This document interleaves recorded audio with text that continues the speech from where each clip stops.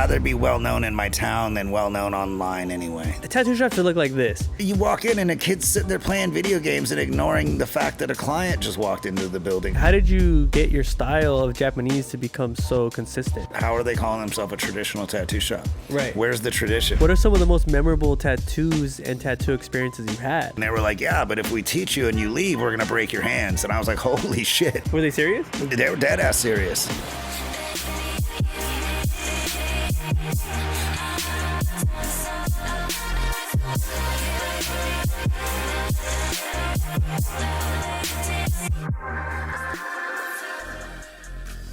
Welcome back to the Bean Dip. This is another episode of the world's most versatile podcast. I have little Joe here from Orlando, Florida. He is an owner, operator, and a tattoo artist of Primrose Tattoo here, like I said, in Orlando. And we're going to be dipping into the mind of little Joe. He's had an extraordinary life and a lot of experience. So he's going to let us all know how he became who he was. Who I was and who I might be in the future. Right. Let's hear it. Go ahead and introduce yourself. All right, Clean Bean. My name's Little Joe. I own Primrose Tattoo Parlor. I've been tattooing since 1995. I started in Fort Collins, Colorado. I did my apprenticeship there with Tim Corley and Sister Bear at Millennium Gallery of Living Art. I went on to work at Miss Jackie Grisham's shop in Lafayette, Louisiana for Alan Irwin and her for a year, 97, I want to say that is. Then I went out to Seattle and I met what would become my mentor, Ernie Gosnell, and worked for him at Lucky Devil Tattoo for about 4 years, 5 years. And then I moved down here and I've been in Orlando ever since. I worked for Devotion Tattoo, a gentleman named Lance McLeod. He no longer tattoos, but the man was super fucking gifted, and like it's where I say I got my master's degree at Devotion, you know. So master's degree at Devotion, that's so cool. I've never heard you know that. Like you got to do that, and I'm trying to get my PhD in my own shop, you know. So right. How many years have you been at this shop? 14 years, almost 15. Yeah. Sheesh. And you've been tattooing since 95. Yeah, it's been an adventure, you know. Like it's been cool to watch things ebb and flow and change. And go from being this thing that was just starting to catch to like really watching it blow up and then get on TV. And I mean, that I think has its ups and its downs. It benefits in some ways, but then it also, you know, it almost over-informs the clientele where they think they know as much as you do. They start coming in and asking you what needles and inks you use, and it's like the kind I've used for 30 years. Right. Don't sweat on that. That's my job. You know what I mean? Like, what do you want drawn? What do you want tattooed? Right. So, you know, yeah, it's been a fun run. That's like one of my friends. He's a tattoo artist, and I actually interviewed him in Vegas. He said in one of our, we interviewed him about do's and don'ts in the tattoo, in the tattoo world, and he said, don't come into my job and tell me how to hold a machine. I don't go into your job and tell you how to flip burgers. That's 100%, man. Like, you're paying me to illustrate for you and then to put a tattoo on you that's going to last forever. And if I promise you forever, then that's what I'm intending to give you. And I'll educate you as to why something won't work. Right. It's your body, so I'll do it. Because this, at the end of the day, is about the client. You know, it's not about me. Right. I always say, insert your ability, not your ego. As a tattooer, it's the best thing you can do. And anything in life, I think that's the best you can do, right? It's like try to check your ego at the door. But you still have to be confident. Like you're doing stuff on people forever. Mm-hmm. So there is no hindsight. You have to have all your homework done. You have to be ready. And you don't know what you got to be ready for because people are coming in. And so it's like they come in and then tell you how to do this thing that they want because they saw it on Ink Master or they saw it here or there. You know what I mean? And it's like, that's cool and that's awesome, but that's the way those guys do it. And that's produced and edited. And like, we don't have those luxuries. Yeah, it's also scripted. It's that part too. It's scripted. Right. So like life isn't scripted. You know, you're dealing with in a tattoo shop, life, death, art, fun, eye candy, all of that stuff. And you have to learn how to manage that and manage people and know how to speak with them and get them through that experience because it does hurt too a little bit, you know what I mean? And so you have to manage that part of it. And you get to hear lots of cool shit because when you add pain and vulnerability, people start talking. You know, that's you know what I mean. Ask the KGB and the CIA. They use many techniques to do the same shit. So I've had some pretty good experience being that I've been tattooed by some of the best in the country. Yeah. I have been tattooed by you, which when I walked into your shop a year ago, I saw and felt that I was already at a tattoo shop. So I was more inclined to want to get tattooed. Yeah. And then I saw your work and I was even more blown away. Thank you, man. Because when I did look it up, I did see that you were the #1 rated shop in that year. So it was last year. You were the #1 rated shop. So that's what made me want to come in and get tattooed. Yeah, you know, and I think that's very important to me. You know, I was raised by a waitress. My mom means everything to me, as all of our moms do. But I watched people in restaurants treat my mom like shit when I was a kid in like these little diners in Idaho and Montana where I grew up. And she always kept her cool until she didn't. And then when she didn't, like, she handled her business. But customer service is so important to me. And like, this is my love affair with tattooing, but I wanted to create a space where everyone felt safe and they felt comfortable. And then they also knew exactly what you didn't walk in and go, well, is this a hair salon? Do I get my hair cut here?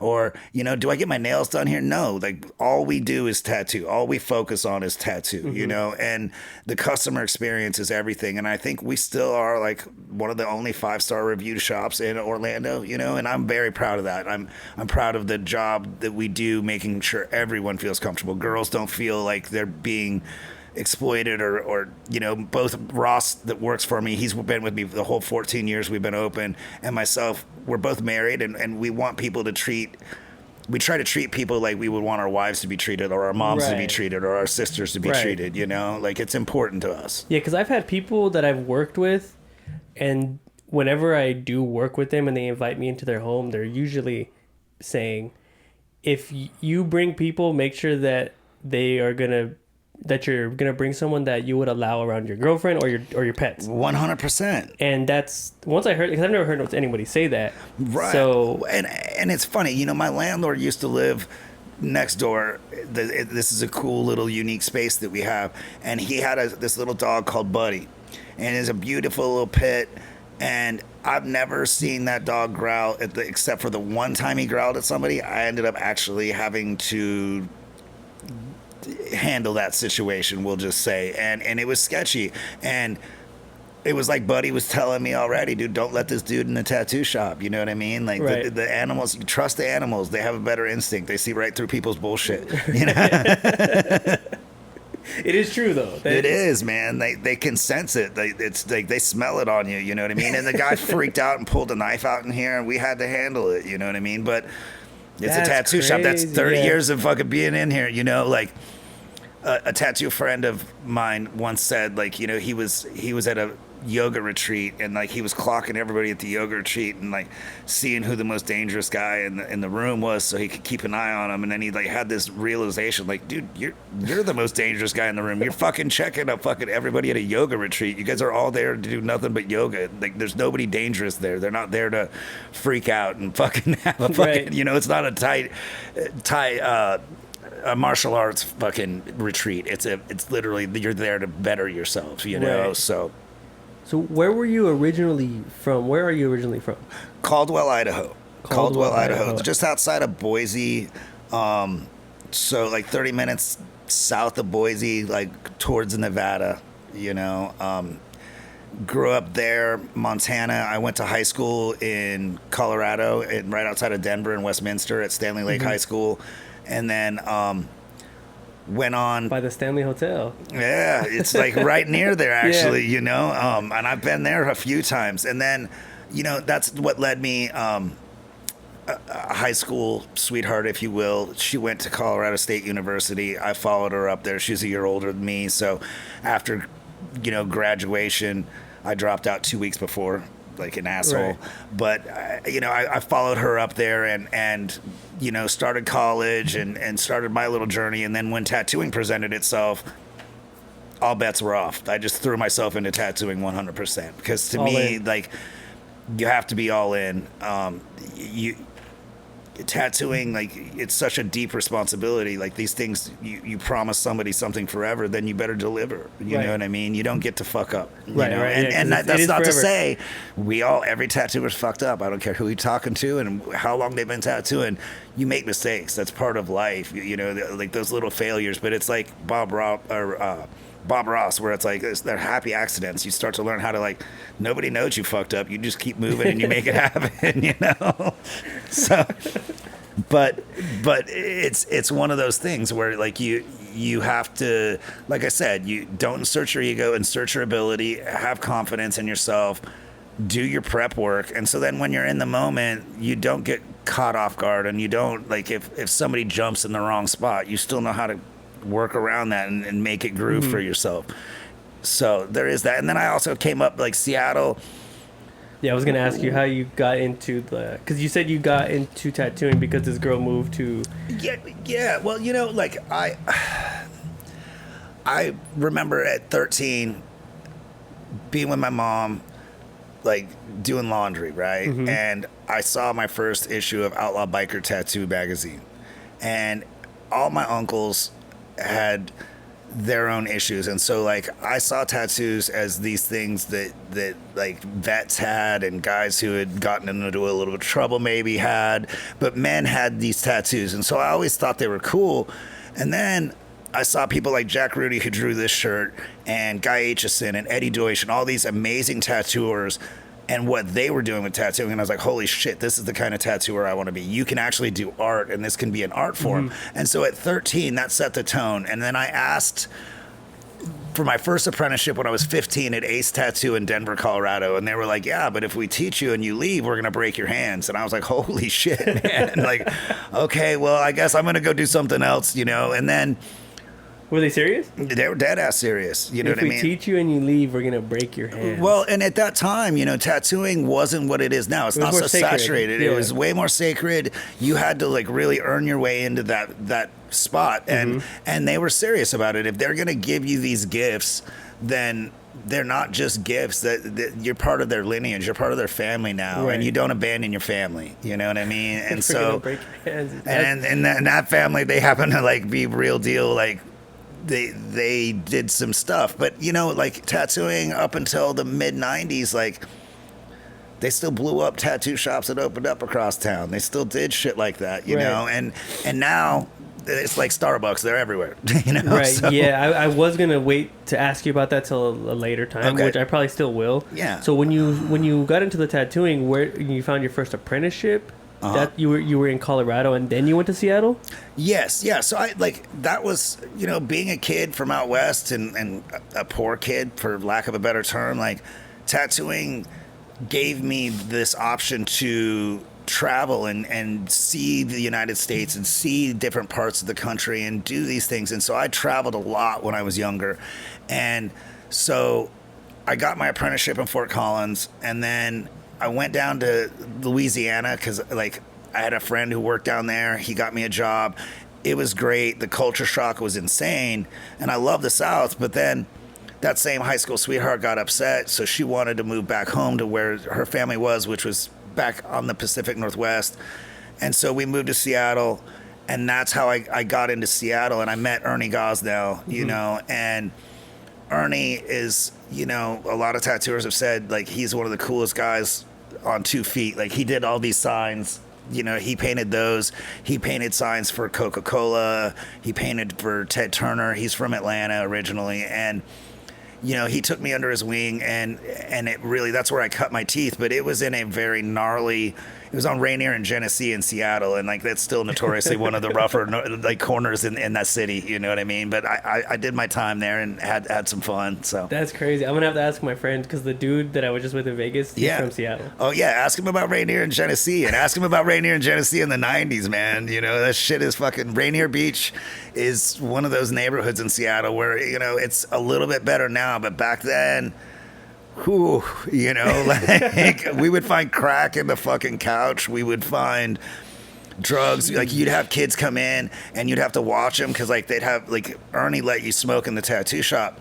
And so you'd have to look at their cigarette, because if their cigarette looked like it's stained at the end, you know it was wet. And these dudes were smoking fucking formaldehyde, so they would light it up, and it's like they went straight from 0 to PCP, because that's basically what it did to you. Yeah. Angel dust. Yeah. And so, like, it was gnarly, dude. But it was also, you know, like, being a young man growing up in that environment, it taught me how to be a man in, like, in a weird way, you know. So right. Had you already developed your style that you do now? No, I think that's where I developed my style, because Ernie was a very prolific collector of tattoo memorabilia, and like I have quite a lot of tattoo antiques and stuff, but nothing compared to him and a lot of other guys, but it's being able to study all of these different eras of Flash and the real sheets, not photocopies, to get up on them, and then get up on like some of the guys that I had mentioned earlier. He had paintings from them too, like Dan Higgs, and to be able to study a Dan Higgs painting right up on it, or a Scott Harrison painting right up on it,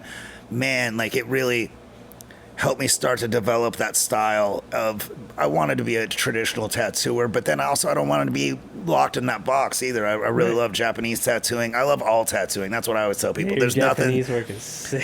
Thank you, brother. Thank you. Sick. I've been focusing really hard this year on it too, and it's something I enjoy. I enjoy Eastern philosophy too, because that happened before tattooing, and I think that led me to that. You know what I mean? That all this talk about ego and ability, it's like that came from those philosophies as well. But yeah, Seattle's where I cut my teeth, and really learned what I was doing.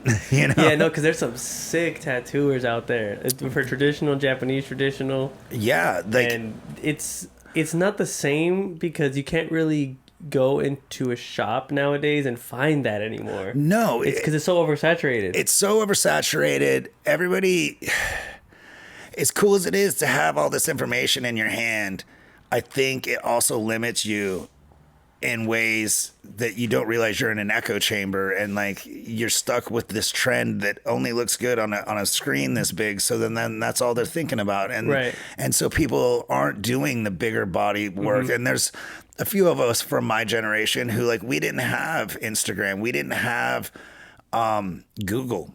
We had to go to Chinatown and go look at Japanese bookstores and find the reference so that we could draw the stuff. And that, I think, made it more important. And I think you develop, like, you have to learn how to draw it better. You know what I mean? It's not right there where you upload it from your iPad, from Google to your iPad to Procreate, and it's all with this quick, fast transaction where it's like, no, man, you actually had to really put in work if you wanted to do these certain styles. Right. Yeah. You got into the other question I was going to ask about. Because I've noticed that nobody draws anymore. It's all off of Procreate, and it's a stencil already made. A good pencil is like the best thing that, like this, I mean, I've got a jar full of pens. I would rather draw on your skin and make it fit your personal body than try to draw on this flat thing. Like, I use Procreate too. Like, obviously you got to evolve in any profession. Right. But if it were up to me, like earlier today before you got here, I drew on the lettering on a lady, you know what I mean? I learned it in the hood, and, and she's stoked. She's a 45-year-old woman who's really stoked that, like, oh, wow, you could just draw these different kinds of lettering just like this. It's not like going on a computer and making this stiff thing that somebody put on you. You know what I mean? It's one of one at that point. It's one off. You can't replicate it. And I think even... I have this thing that hangs up here. Tom DeVita, one of my favorite tattooers who's no longer with us. That's Tom right there, the Tom DeVita Odd Art. It says imperfections will add to its beauty. Like with a tattoo, from the moment you get it, it's deteriorating, because we all are, right? You and I were talking about fitness earlier. We want to maintain that. Your skin is still your skin. It's your biggest organ, and it's going to deteriorate. How many old people have you seen with rad skin, unless they've had some surgeries to pull it all back? Like, the shit just starts to, gravity does what it does. The sun does what it does. And so you have to consider that. And I think that's the other part about young tattooers is, like, they don't give a fuck about the rules. And there's rules to tattooing, so they do whatever they want, not realizing, like, hey, you haven't seen what that's going to look like in 20 years, and I assure you, it's not going to look cool, Yeah. But who am I to judge? They sometimes that's just the old guy being like, oh, whatever, you're just a grumpy old guy telling me I can't do this. And it's like, no, I want you to do stuff, but like you're making a promise to this person forever. Right. And then in 5 years isn't forever. 15 years isn't forever, And I always say I'm blue for everybody, so everybody else doesn't have to be. You know what I mean? I made all the mistakes getting the shit you're not supposed to, and layers and all that. So, like, I'll be a fucking old Smurf and like make sure that everybody else, a buddy came in yesterday with a tattoo that's 15 years old, and I was like, God damn, like that still looks great. Like, Right. and that's back when I was still drinking and doing all that stuff, So Right. Yeah, because I've had some all the tattoos that I've gotten have been from some reputable artists. Yeah. And a lot of people tell me when they look at them, they're like, when did you get that? I'm like, bro, like 8 years ago. right. And it looks new still. Well, and Majority of them, not the ones that are sunbeat, obviously. right. Well, and it's I don't want to give away anything, but I think like it's all out there anyway. But like I always follow the law of thirds in tattooing. You need a third black, a third skin, and a third color, or a third gray, like your medium tones. And if you do that and it's got a solid, like your foundation is your outline, and if you have all those things, then it's going to withstand the test of time. You know what I mean? And you have to tell people and be honest with them. Like, this job is being the bearer of bad news. Like, you come in with 10 fucking ideas and 9 of them suck. I've got to tell you those 9 ideas suck. And then that one. Then it reflects on you. Well, right. And more importantly, it reflects on them. This is vanity in its purest form. They still have to look at themselves in the mirror. I allowed them to have and articulate a bad idea on themselves, and I did it. So like You're responsible. I'm responsible for it. And then people are gonna look at it and say, "Well, who did that? I don't want to go there." Right. Makes sense. And so maybe that's why we have good reviews, is because we're honest with people. And like, you and I were talking earlier about honesty. People don't often want to hear it, and I'm okay. I'd rather you be mad at me today than mad at me the rest of your life. Like it's cool. It is what it is. Yeah. Like it's no skin off my back. And of course I'm a businessman. I want to make money, but I don't want to make money taking advantage of people. You know what I mean? I think that's really a shitty way to go. And that's where I think some of them, like, I don't have problems with the younger generation of tattooers, but I think that they're not considering that, that we live in such an instant gratification world, and tattooing is one of those things where it's like instant gratification, but it's really not. It's like, back up for a few minutes, slow down, and you're going to get a better version of what you want. Right. Yeah, because I've seen tattoo artists now in this day and age, because obviously I'm in the industry a little bit. I've seen just new age tattoo artists, they'll charge like $3,500 for like 8 hours, which is cool. I get it. If you can get it. Yeah. But it's like, that's insane. Are they going to take care of that person though in 5 years if that thing does get beat up, or are they going to hit him for 35 again?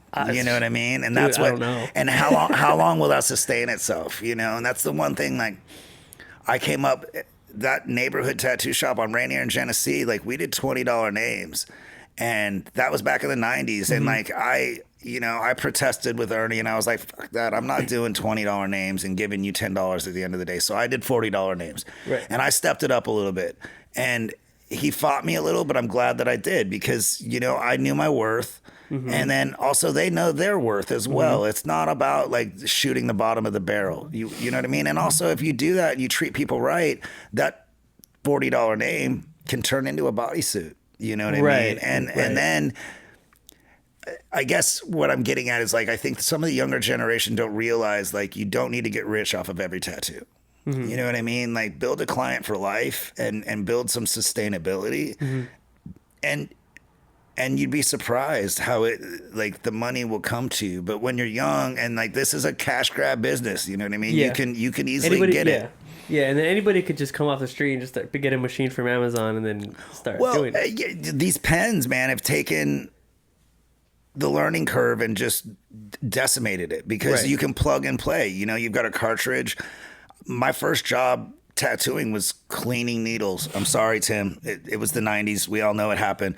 But so I had to clean needles, and I had to clean tubes. We used to use this, an autoclave, and you autoclave everything, and it's more or less sterile than the way hospital sterilization was at that time. Right. Now everything is disposable, but they have like cartridges, so like you don't even have to know how to build a needle. You don't have to know how to set up a needle or a machine. You just plug it in, and it's already set up to go for you. And then you have your different mags and your different liners in one machine, instead of having 5 different coils. Right. And that are built. And I might be wrong, and you can have 5 batteries backed up and charging, but like, from the second you start tattooing with one of those pens, your battery's dying, and it's electric tattooing. So like, don't you want the purest electricity you can get so that it stays constant? And for me, how do these young people know when their electricity is lowering to a point where they're not getting the tattoo in correctly? And that's when you start to see tattoos that almost all look the same, because fuck, I mean,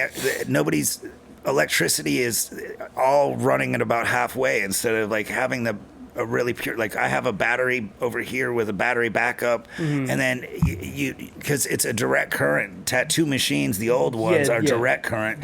These other ones, I mean, I guess it's still DC if it's a pen. I have never really looked into it much, but it feels like, like you're tattooing with a remote control car. Like as soon as your batteries start dying, like your car's not running as fast, and it's not jumping and doing the things. Tattoos, same thing. The skin reacts differently. It's not hitting the skin at the same way it needs to. And then with that lack of experience, because with a coil machine, you can hear the spring doing what it does. You can hear how it hits the skin, and it's consistent. And your hand is doing more things. If your machine's tuned right, you can do almost anything with almost any machine. But those pens are set up to take that out of the equation, and they're constantly perfectly tuned. When I kind of feel like they're maybe never tuned, Right. But so you don't use rotaries at all? I'll use a direct drive rotary, but that's a little different because that's a constant motor, and if that motor's dying on you, and you can send it back. Like I only use Shag Built, which is I guess a plug-in. Hey, you can send me a machine if you want to, but his machines are a direct drive. He's done the homework to make sure that you're getting a better product, and I use them because I've been tattooing 30 years. They are a little bit lighter, and they never stop. They never give. Whereas a coil machine, that spring can break, right, and you have to know how to rebuild it and tune it. You know what I mean? But that spring also is like, when you think about the way a needle's hitting the skin, the rotary has no give. It's just, and same with the pen. Like it's just straight to it. Where a coil machine has a little bit of bounce, so you're actually working in between. You're not going all the way, and like that's why people say heavy-handed. You shouldn't really be heavy-handed. It's like a golf club, man. Just let the club do the thing, and it'll be a good swing. If you have a good swing, it's a good swing. Right. Hey, because I always see people doing everybody has rotaries nowadays. Oh yeah. I like the coil because it just makes me feel like I'm in a shop. So right. Well, that's the other part. Like 30 years of doing this, and like I think there'll be a tattoo convention in Orlando I think it's this weekend. The Villain Arts. The Villain Arts, and I know the guy who puts them on fairly well. We've known each other 20 plus years, but it's so weird. Like 10 years ago, you'd walk in there and it sounded like a tattoo machine, or a tattoo convention rather. And now you walk in and it's fucking quiet. You just hear people talking. Just people talking and like whispering to each other. And then people are working, but I don't know, man. There's the harmonics of like 30 tattoo machines that are tuned right, running right. Like there's music in that. You know what I mean? Like there's a melody going on there. And I think that is where some of the magic in tattooing was, and that it's losing a little bit of the magic that way, and yeah, like I have a very decent collection of coil machines too, and like there's nothing like it. Like you get a tuned good machine and you know what you're doing, like, man, that's heaven to me. You know what I mean? Right. And a room full of them going where everybody's doing it and your clients are all vibing. That's why this is more of an open air tattoo shop. We don't have these little blocked off sections where like everybody's like isolated with their client. I want everybody to be able to mingle with each other and share that experience, because it makes you more comfortable. You're not the only one going through it. You know what I mean? Like, that you almost can hold hands with the person next to you getting tattooed if you guys are vibing out like that. Right. Or you can it makes it more of a better experience, because it is, like I said, it is a tattoo shop. Nowadays, it's just, I could go in on what I've seen, because nowadays you have like a doctor office, like you said. Yeah. It's more of like a doctor's office. There's TVs everywhere. I don't need to watch TV. What the fuck do you need to take a TV in a tattoo shop for? I will never understand that. Yeah, I've you know seen what I mean? so many different places that I've just walked into and kids are in. You walk in and a kid's sitting there playing video games and ignoring the fact that a client just walked into the building too, or they're watching stand-up comedy, and it's like, man, like, You need to be the one interacting, not letting the television interact with your Right. client. And like, I guess now they have a TV in their hand, so if they really need that, they can put their earbuds in and they can focus that way. If that helps them get through a tattoo, but cool. I feel like a tattoo shop should look like this. Thank you, I appreciate any that. tattoo shop that I've been to that I've gotten tattooed from, they all are similar to something like this. Because if I walk into a shop that says they produce traditional and I walk in there and feel that they don't, I'm gonna walk right out. I'll talk to them. Yeah. I'll talk to them and not be rude, and I'll kind of pick their brain a little bit. Right. But nowadays, I can't walk into just any shop. I have to do No. my research. Or I've always done my research only because I've learned from a couple of shops back in New Mexico. Okay. And then all the other tattoo artists that I've talked to, like, do you know who Jackie Spillane is? Yeah. Yeah, I talked to him at this last convention in Fayetteville, and he kind of had some similar things to say about the new age kids not drawing. And Right. You know, it's just so much. It's just so changed. And then social media, everybody does it for social media. They oversaturate and over edit and Photoshop their pictures to make it look extremely realistic. But when you look at it in real life, it's right. It's so bad. I want to see it in 6 months, and I want to see it in 2 years. It's so bad. You know? And it's just like, I've seen so many tattoos that like Photoshop, like you said, Photoshopped, and their Instagram looks immaculate, but then their clients are unhappy, and they got hit for $4,000 on that thing too. You know what I mean? Where they get, there's so many things that like, what the fuck? You're doing a disservice to tattooing, and it should be like, what can you give back to tattooing? In my opinion, that's always been something important to me. And then also, to your point, if you walk into a tattoo shop and they don't have anything older than 5 years old on it, how are they calling themselves a traditional tattoo shop? Right. Where's the tradition? Right. You know what I Yeah, mean? 'cause there's There's stuff in sheets here from, like, behind the you 80s, that are like fucking go back to the 50s. You know what I mean? I had to take some of the antiques home because liability, like my building, I didn't trust like maybe the electrical, like, you know, or whatever, you know what I mean? But yeah, there's 15-year-old sheets in here that I painted, you know what I mean? There's this sign actually up here, the no drugs positively no assholes, hung in Ybor City for 20 years, and then it was gifted to me by my good friend Z. Zenon? Yeah, Really? Zenon, yeah. From Tabernacle Tabernacle He tattooed Tattoo. What'd he do on you? He did some kind of alligator. Okay. In 2021. No shit. Yeah, he Man, tattooed. he did my whole thigh. He's got like I'm a dragon, and so that's the year of the dragon. I need to get this finished. That's so cool. But yeah, Z's one of my best friends, man. I love that guy, and you know, I was there helping him in the beginning of his career, like when he first started tattooing over at Devotion, you know. So like he calls me his uncle in tattooing, which is a very cool thing to say, because he's also, when we talk about Japanese tattooing, he's a phenom. He's a fucking beast. He is amazing. Yeah. You know, well, when I was there, because I'm more of a collector type of individual, so I'll call in just like I did with you. I saw the shop, I saw the pictures. That's why I was inclined to come in here. Yeah. And when I called and told you I was a collector, that's what I did with him. I just called. Right. And he said, "Come on in, let's find something," because I'm not going to have him custom draw something that I don't like that. I'd rather just pick something off the wall. Yeah. And his house, well, it's not a house, but it's a tattoo house. Yeah. And when I walked in there, it was like this with a bunch of different rooms. Yep. And I was just looking around the walls. It's just so much to pick from. And when I sat down at the chair while we were talking, I looked up and I saw this piece. I forgot the name of the artist, but I saw it and I was like, yeah, that's what I want. Yeah. And he said, okay, let's do it. And man, I almost could. I don't have his like shop memorized, but pretty close. So I kind of know like maybe what you got or where you picked it from. Because in his room, like same with mine, like I started putting some stuff like older, like cool posters on the ceiling. But Z's got like.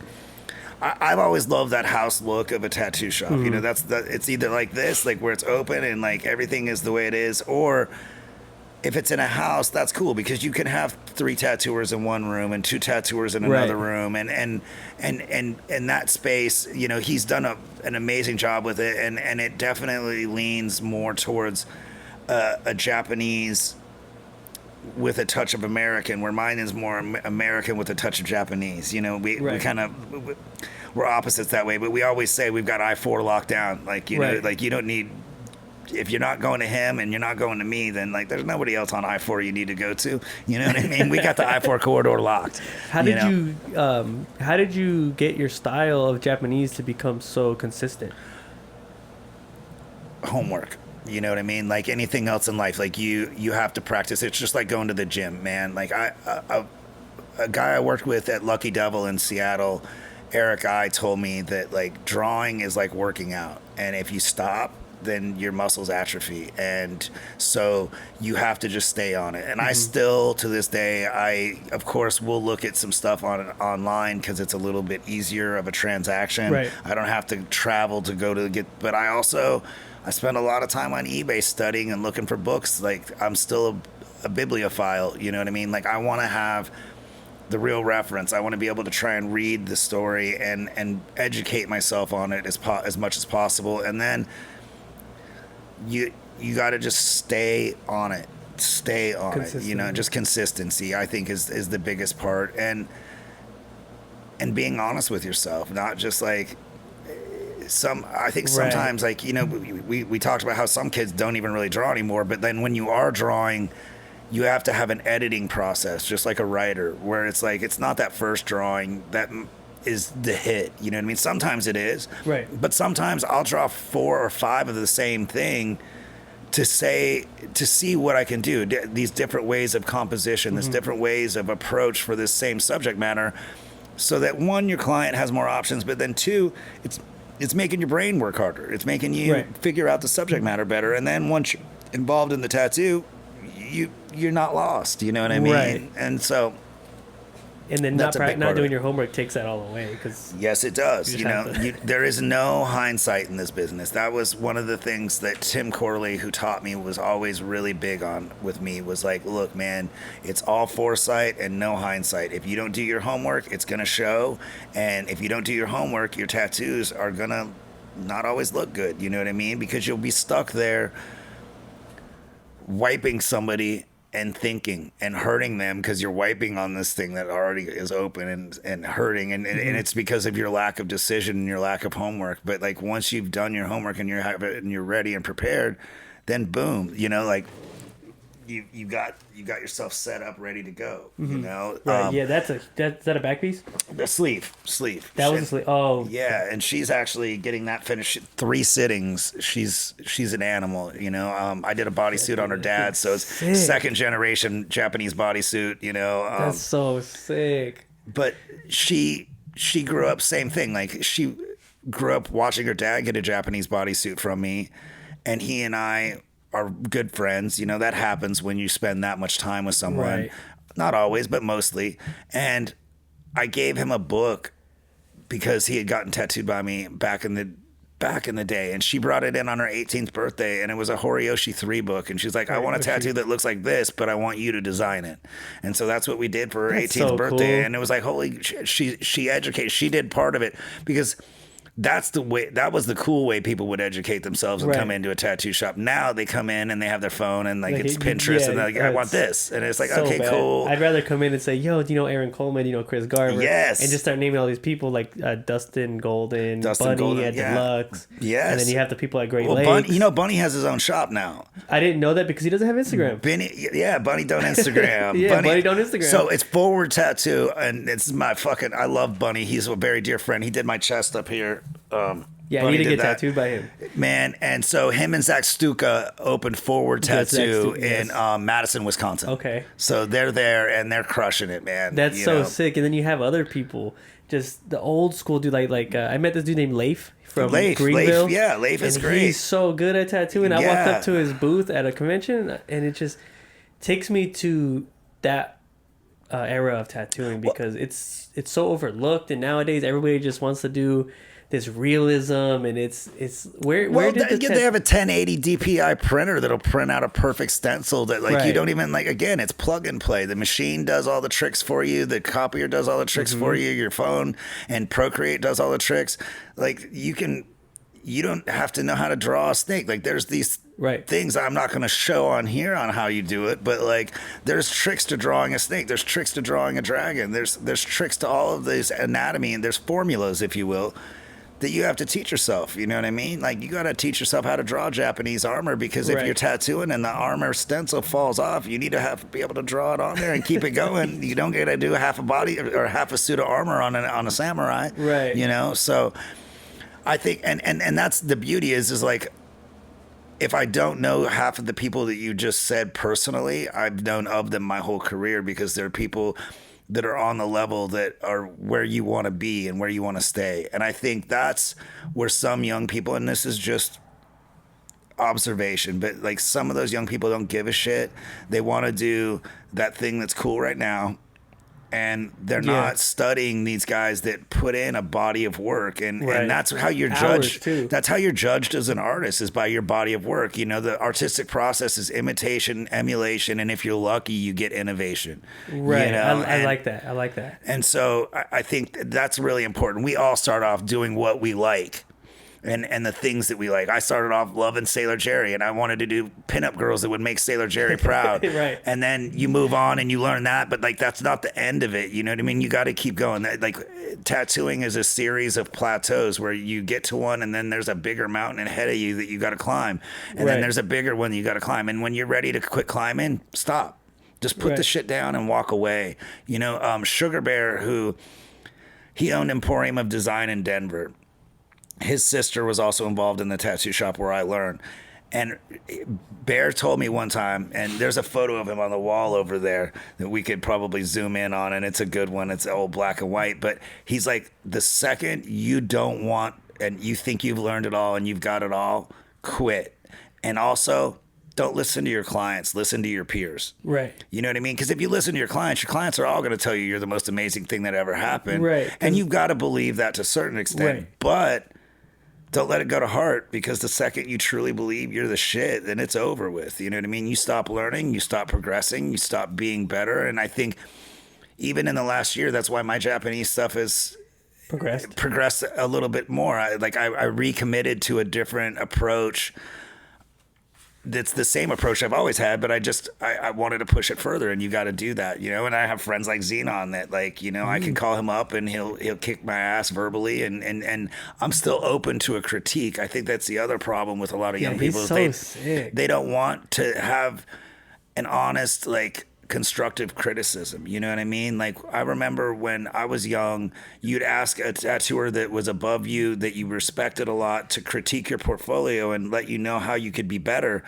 And I say it to people, and it's been said to me, it's like, do you want me to tell you what you want to hear, or do you want me to tell you the truth? Right. You know what I mean? They would just go in. And then you get a verbal ass kicking, and they tell you everything you fucked up in every tattoo, and then you feel like shit, but you go home, you lick your wounds, and you start studying, and you go harder. You know what I mean? And if you're not willing to do that, then fucking again, quit.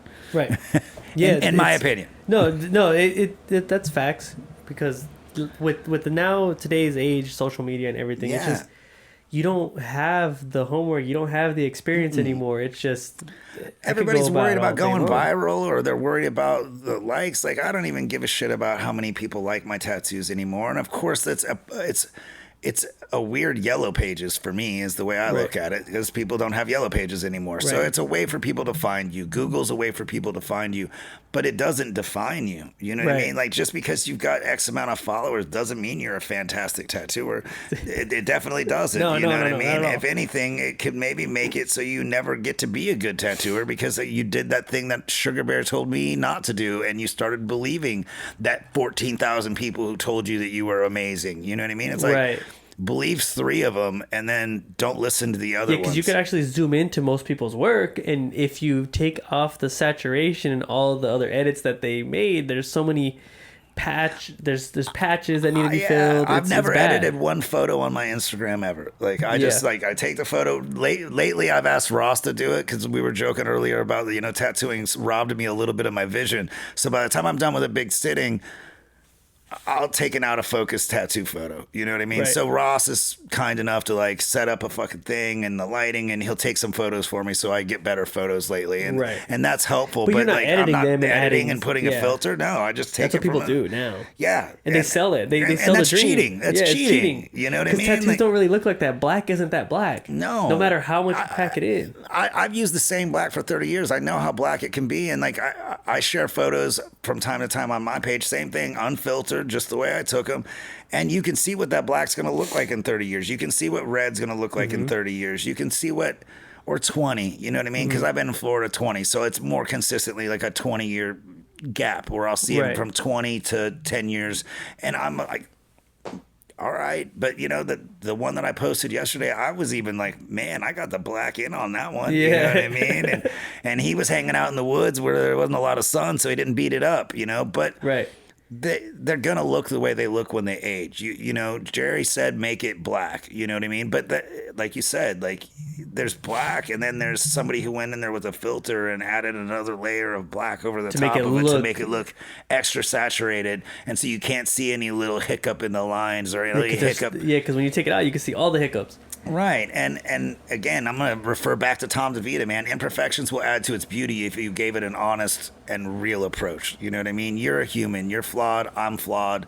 So it's never gonna be perfect. So the fact that they're trying to sell you this perfect thing on a human also kind of makes me chuckle a little inside, because it's like, that's fucking impossible, man. You're not. Right. That doesn't work that way. That's two flawed beings. You know what I mean? Makes Like, and sense. it hurts. And you know, I'd be lying if like. Tattooers make mistakes. Like Right. they don't want to admit it. And I said the Bob Ross thing earlier. You want to have happy accidents and know how to get yourself out of that, so no one feels like there's a mistake Right. on them. But I worked in lettering shops, man. I've misspelled more names that like, then nothing will rob you of like the way your soul feels and make your soul die faster than knowing you fucked up a tattoo. Right. You know, so there is that. And I think that's some of what goes on with Instagram too, is there's that safety, and then you can filter it and filter out any little thing. And so it doesn't have to fuck with your ego, and like you can feel like you're the badass. And, Right. you know what I mean? And make everybody else believe it. And the public is sometimes naive, you know what I mean? Like they Most don't. of the time. Because another thing with those type of tattoo artists, everybody's friend does tattoos now.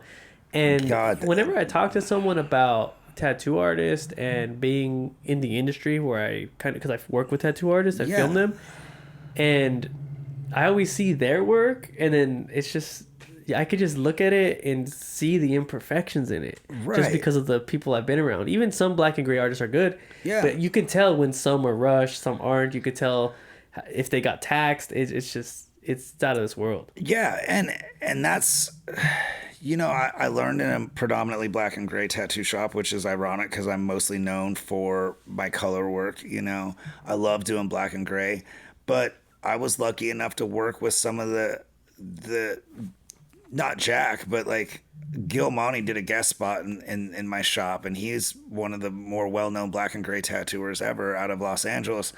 And he's from Detroit originally. I don't want to say that he's from Los Angeles because he's not. He's from Detroit. But he sat here with me and he showed me how to lay out black and gray. So you do a good black and gray tattoo. So you get all the variance in between skin and black, because that's how you get that. And I think you're right. You can tell if someone was rushed and they didn't put that extra tone in there, or if their client was being fussy and not being, you know, there's so many things, and it's a little less forgiving. But the same goes with color, you know what I mean? Like, you've got to know how to sit there and put that in properly and pack it in properly and Right. and make it happen. And then going back with like a filter and like making it look better for your Instagram, you're just lying to people, and they're gonna see. Tattoos are on humans that have voices. They're going to talk about their experiences. Right. And like in 6 months, when that thing falls apart, they're going to talk about how they paid way too much for it. They're unhappy with it. And now they don't know what to do with it. And that's where they find guys like me and Z and a lot of the other guys, Dustin Golden, fucking Bunny. And like, we will just blast right over that shit and give you a good tattoo. Yeah. You know? So Yeah. No, I mean, it's true.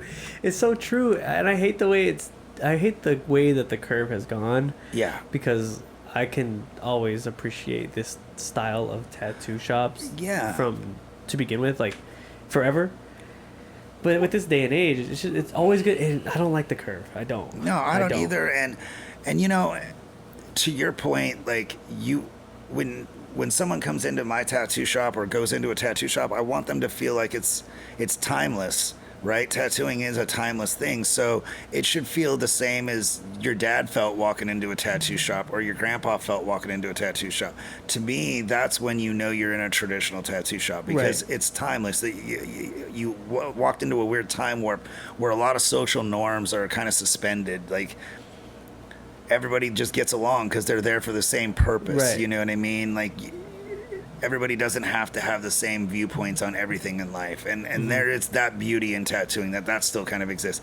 It's still conservative, and there's still like some shitty stuff that happens in shops. There always has been, and there probably always will be. But for the most part, I think it's one of the coolest, safest places to express who you really are. When it's like this. When it's like this.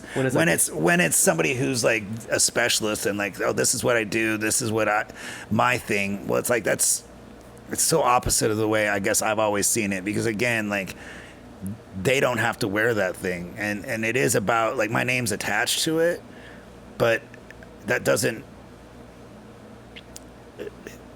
A name this big is just as powerful as a back piece to me. Right. To the person wearing it. And so you should give them both the same amount of love, respect, and energy. Yeah, you should put the same amount of time, effort, everything, devotion into it, because even if I'm getting paid $1,000 for a video or $10,000 for a video or a commercial, however, I'm still gonna edit the $1,000 video like I would for the $10,000 client, because I'm not gonna, because then they'll know. They know that you sold them short. I don't want someone to be like, hey, I know I paid you less. You gave me no. I'm gonna still give you people what they want. And sometimes, especially like I said, that little tattoo can turn into a bodysuit. That little commercial and that little edit can turn in. You don't know where that person's career is headed and how you helped the trajectory of said career or life. For me, you know, we don't know where they're going. I don't like to tattoo kids' hands. I don't like tattooing faces. You know, I've done some. Yeah, right. But now I'm getting to a point where I'm like, all right, faces. I've got a new script that I can tell people that I'm like, this is why I don't do it. And then, you know, it's ironic because I've had my hands tattooed for 30 years, and I tell people like, just don't do it, man. So you can be at dinner with your mom and you don't have to talk to the waiter about tattoos, especially if you don't do them. Everybody and their cousin does now. But if you don't do tattoos, fuck, man, it'd be nice to just sit down and not have to talk about tattooing to your waiter or to somebody who walks by your table and are like, oh shit, that looks really cool. Do you do tattoos? Yeah, I get that a lot. I get that a lot. You know, and you're tattooed enough that of course you would get it, you know, but once it's on your hands or your face or your neck, like there's no escaping it, you know? Right, like, that's why I haven't got my hands, neck, or my face. I refuse. Yeah, good. And I don't want to, even though I'm heavily covered enough to get it done, because... Yes, you are. Yeah, you're one of the few people I'd be like, all right, we could do that. Like, I'd still tell you, like, don't, but... Yeah, like, I'm not going to, but yeah, good. no, and it takes a good artist and a experienced artist to tell someone that, because nowadays everybody gets their face as their first tat. Yeah, they get the top of their hand, they get their neck, and it looks so corny too. Right. Not just on top of that, they take their hoodie off and you're like, wait a minute, you don't have any tattoos. You know? Like, what the fuck just happened, you know? And that's cool, especially up north. That's like up north, that's a big thing, you know? You get your neck and your hands and maybe a little bit on your face, and then that's it. It's like, whoa, man, what happened to getting your back piece done before it used to be something you had to earn. You had to earn all of it. Back in your time, you couldn't just walk into a tattoo shop and say, I want my face. They would say no unless you were covered. Exactly. You know, and like this anchor on my hand, I did myself 28 years ago. It was like my 1-year anniversary gift to myself in tattooing to like be locked in. You know what I mean? And the guy who taught me, Tim, his hands aren't tattooed. You know what I mean? He's almost 60 now. And like no hands, no neck, and he told me not to, and he was really upset. He came in, and I knew that, like, I almost got fired, but he loved me, so he didn't fire me. But he was just like, "What the fuck did you do that for? I told you not to." And I was like, "Well, my grandpa got this during World War II, and like I'm committed to tattooing for the rest of my life." And that's awesome because I have been, and it's 30 years in. I don't regret it, and you know, but I don't recommend it, you know? And then like my fingers say no minors, you know? Oh, Like that's sick. you know, and it's an easy way. In Seattle, it was illegal for me and for the person trying to consent for the minor to get tattooed. We'd both do a year in prison. So it was easier to show a 16 or 17-year-old kid my fingers and be like, look, man, I like making money and I want to tattoo you. It's just the law. And then I like that. You know, and it breaks the ice with them and it makes them realize, I'm like, but once you're 18, you come back and see me and we got you. We're on it. You know what I mean? And usually they would. Right. I had one girl try to throw a pool ball at me. It was fucking scary as shit. You know what I mean? Like, tattoo shops could and still be wild, you know? Right. Like, what are some of the most memorable tattoos and tattoo experiences you've had in this whole 30 years? okay, so there's a few, you know. I tattooed a man who's no longer with us, and he had a bodysuit of pretty much everything but his sleeves. Like his whole torso was all dedicated to horses, and horses with like human bodies with horse heads having sex. It was like a fucking penthouse, and like he won lots of like most unique and awards, and that was one of the most bizarre things, but it was also really fun. And eventually I asked him about it and he had his reasons for it. And then one time I was in Seattle visiting Ernie. He had had a heart attack, and I didn't even advertise that I was going to be there. You know what I mean? And I was standing out front smoking a cigarette, and this lady came up, and she had mental health issues, I'm sure. But she's like, I knew you were going to be here. I need you to take care of this. You have to tattoo this on me so they'll stop following me. And I was like, what? And she went in and she drew this little thing on a piece of paper and made me tattoo it on her and then burn it when I was done. And I charged her like fucking $15 because she was like, I didn't know if she was homeless. She didn't have much. But in that moment, I was like, am I wrong or is she wrong? Like, what if people are following her? What if this makes her feel better? And even if she is having a little bit of a mental health thing, what if this helps her? Right. You know what I mean? So like you can give people a gift, and then, you know, Alexa, who's getting this tiger, it's really cool to have like get into an age in life where you're tattooing big body work on the children of people you did big body work on. Yeah, that's got to be real gratifying too. There's some gratification there. I'd be lying, you know, if I said there wasn't. And that makes you push even harder because, like, if the second generation wants you to do it, then you better be even better. For the third generation. And the third generation. Because, That's so cool. I've met her son, and I'm going to know her son his whole life. And when he wants tattooed, I'm sure, like, hopefully my eyes and my hands will hold up. And that's the whole trick is trying to keep yourself healthy so you can do it, you know. I've had to make some changes recently so I can hopefully continue to do it another 20, 30 years. So that's actually really cool. Tattooing generations of people. Yeah. That would be cool to film generations of people. Yeah, you know, and like I think what would be really cool is like once Alexa gets done with her bodysuit, to have photos her and her dad next to each other. You know what I mean? Like, because I'm not big on being the guy in the photo with the stuff that I did. Again, you're building monuments to yourself. Like, most that's not my thing. Original artists aren't in the photos. Nobody knows what they look like. Yeah, like, you know, I share my face more now because it helps the algorithm and it helps blah, blah, blah. Right. But to me, again, it's not about me. It's about them. It's like, I'm trying to show you, like, what I do and try to show you I try to be a very versatile tattooer. You know what I mean? Like, I love Japanese and I love Americana, but I love all tattoos. You know what I mean? It doesn't matter to me if you want to do a geometric sleeve, then I'm going to go do the homework to get you a geometric sleeve and to get it done right because that's what you want. You know what I mean? I'm not going to try and talk you into a Japanese sleeve when you want a geometric sleeve. That's right. Both futile and kind of shitty, I think, you know? So,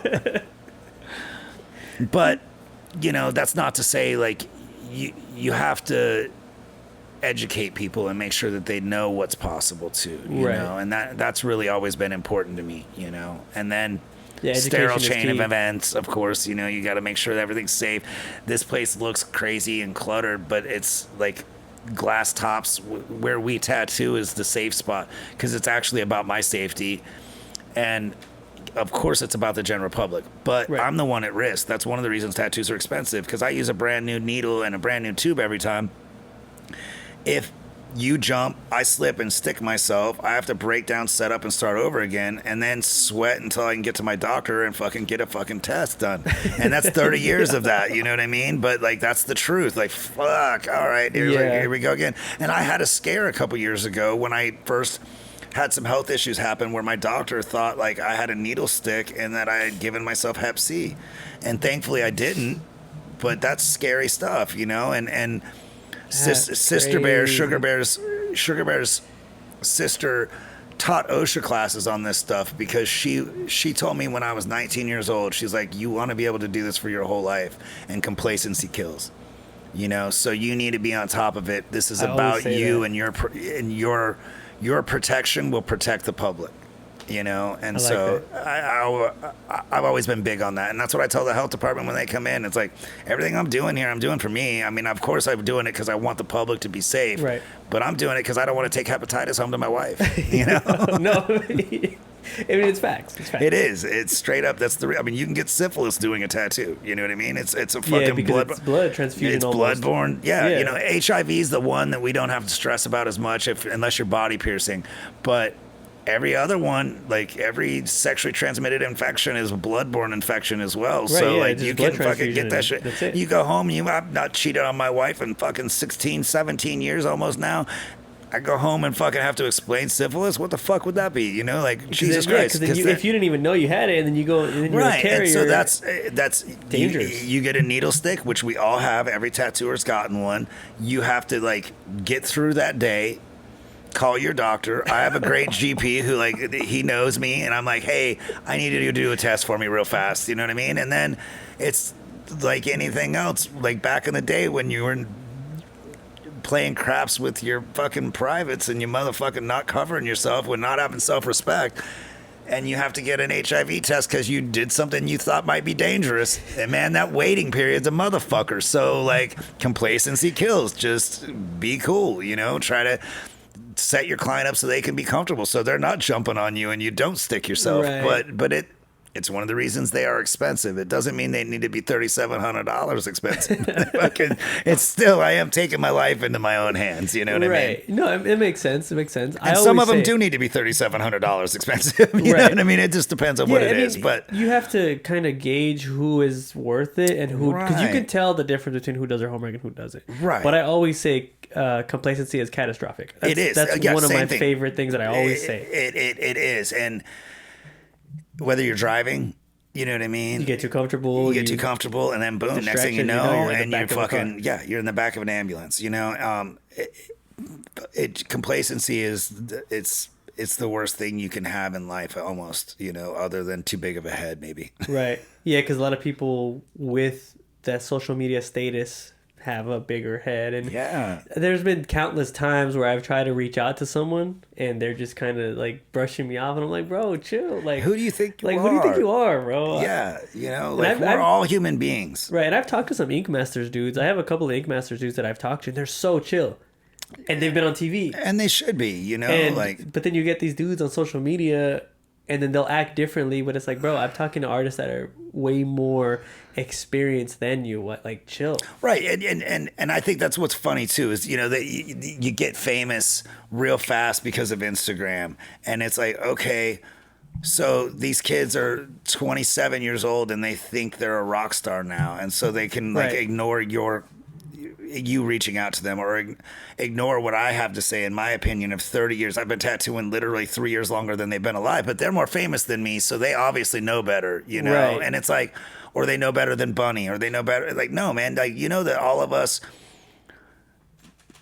tattooers of my generation, I think, is like one of the last generations of tattooers that have respect for tattooing, and it breaks my heart to say that, but they really don't. This younger generation doesn't respect some of the unwritten laws of tattooing, and we all of us in our 40s and you know, early 50s, we went to the guys that like were the top tier guys to get tattooed, and that's how you learned back in the day too. It was like you went and got tattooed. You go get tattooed by somebody who you enjoy their work. So and that nowadays, nobody even has tattoos. Not even to cut you off, but no, like there's artists that I won't get tattooed by just because I have more tattoos than them. Yeah, you go in there and like, oh yeah, I've got fucking 27,000 followers and 2 tattoos on my body. I'm like, what the fuck?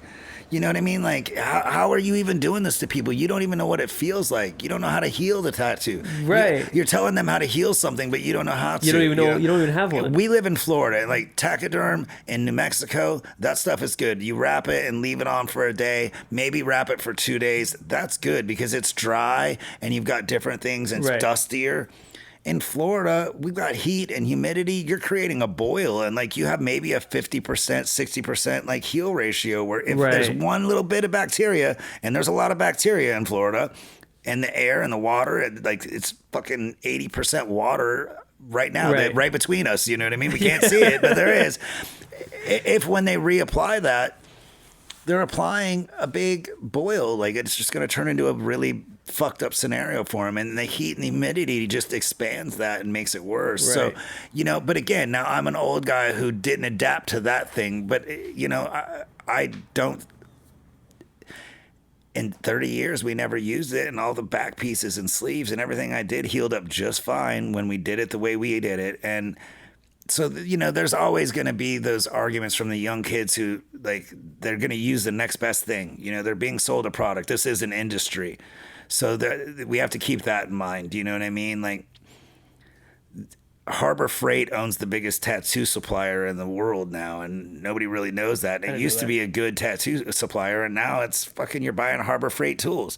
You can go to Harbor Freight and build a house, but you're going to build a cheaper house because you're using cheaper materials. You know what I mean?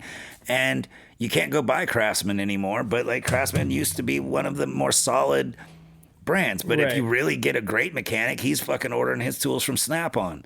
And I think that's where like the tattoo machines and the coil machines and all that stuff come into play too. Like I buy machines from machine builders like Ken Cameron, who he's been tattooing much longer than me. He's been studying tattoo machines much longer than me. And so I use a liner that he built because that man knows them. And like if something goes wrong, I don't try to fix it. I send it to him. And Dustin builds a beautiful fucking machine. You know, and my friend Paco Rollins, like he's been known as a machine builder, but he built more mass-produced machines, you know, and I'm stoked now that he's building more custom stuff. But yeah, like I'm more of a tuna machine guy. Like I know how to I know machine maintenance pretty well, but I focused on the art, and like I'm mechanically inclined, but I don't want to be stuck out like in the garage all night. Like I restored cars with my dad, and I think maybe that took it out of me when I was young, where it's like I've dealt with metal enough. I got my fucking job like almost broken by a jack in a garage. I'm good, you know, but the older I get, and now it's too late, right? Everybody wants a pen, so what's the point in starting to build machines now at this point? Everybody wants a pen, yeah. Everybody wants a pen. So all the original tattoo machine builders, they still make their... They still do, and you know, my friend Paco told me, he's like, I know that people are only buying these things from me for nostalgia. You know what I mean? And that really broke my heart a little bit. And I was like, do you think it's like gonna stay that way? And he's like, dude, the cat's out of the bag. It's not going anywhere. Like the pens are here to stay. And that's good for the people that use them, but I'm gonna stick to my coil machines. You know what I mean? I like coil machines.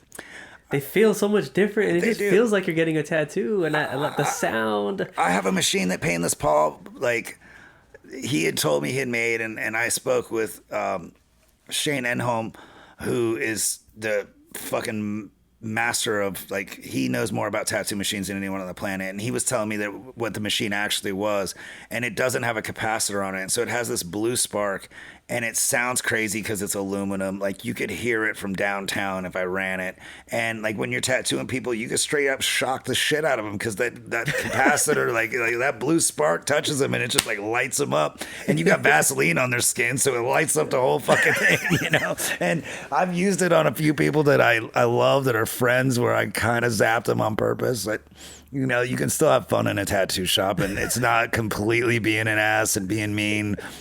You know, there are lots of tricks to make people's lives a little more unpleasant if they were mean to you. So, you know, don't piss off the guy with the needle in his hand. You know what I mean? He can still fucking do like his job, make it look good, but make sure you leave and you're burning for 3 hours, or you know. wipe you down with alcohol instead of green soap. Yeah. Boy, like, oh shit, I grabbed the wrong bottle. I'm sorry. Yeah, right. You know, That's so funny. What is something you would change in the tattoo industry now? Instagram. No, I mean, I think the process that the client approaches their tattoo, you know, I would love for it to go back to the way that it used to be, where they would come into the tattoo shop, look at portfolios, meet the person, and see if they even vibe with the person, rather than look online and then just make their decision based solely on that. Because then they go in, and if the person doesn't get along with them, or they don't get along with the person, and then they're already committed financially and visually for whatever reason, you know, there's a million people that can do it. So go out and do the research, you know what I mean? Like, that's the biggest thing, is I would hope that the clients would get back to researching who's doing their tattoo more. You know what I mean? That is one thing I would change, and then I would do away with the pins. And they can all hate me for it. I don't care. You know? No, right. I mean, you're already established, so yeah. It's what are they gonna say anyway? Right. I really, you know, I have more followers than you. Yeah, good for you. You know what I mean? Like, I'd rather be well known in my town than well known online anyway. You know what I mean? Like, and you know, in the 14 years we've been open, I've given back over 10,000 toys and almost 100,000 pounds of food. Yeah, I've seen all the charities. So like that's what's important to me. You know what I mean? And if I could change that, if every tattoo shop in any town in America did a food drive once a month and everybody alternated, we could feed the homeless. Right. You know what I mean? And you'd still get to do your job and do this thing that you love and draw pictures and have a really beautiful life. But you could help somebody else get a leg up on life so they could start establishing themselves and go further. Right. You know? If they wanted to. Yeah. You know what I mean? Obviously, you can lead a horse to water. You can't horse to drink. Right. Yeah. See, because I'm always real wary about giving homeless people money. I feel I kind of feel bad, but at the same time I don't, because charity is the rent you pay to live on the charity planet. is a lot better than doing it like at the stop sign, because I don't like to, because I've had that I don't do. And like in Seattle was where that really came up with me, because like you would walk down the street in Seattle and you'd see the same kids sitting and choosing to sit on the street with their dog, and their dog's starving and they're starving, and then their parents own $1 million houses on the other side of Lake Washington. You know what I mean? It's like you're choosing to be a gutter punk or a gutter kid or a gutter hippie, a bum.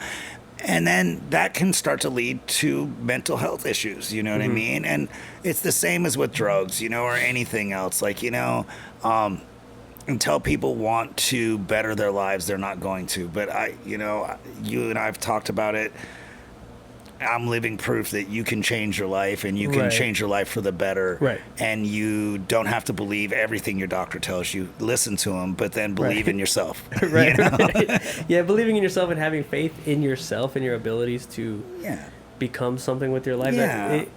It's a law of attraction, so what you put out is what you're going to give back. Right. And I always tell people that, because I'm not as established as I would like to be. I am chasing my dream, and I'm actually... I remember back in like 2018, when I first had started the YouTube and doing the car stuff. Right. I would always kind of compare myself, which is not good. Right. And I learned back then that now it's... because it's different. So if I would have known back then to not compare myself and discourage myself, right, I don't want to say I probably would be a lot further, because everything happens for a reason. I needed to go through that. We all do, I think. You know what I mean? Because you're an artist as well. You know what I mean? And so you have to go through that process of self-doubt. Right. You know what I mean? Because if you're not your own best critic, then you're fucking up. Right. And then you have to surround yourself with people who are going to be honest with you and try to boost you. You know what I mean?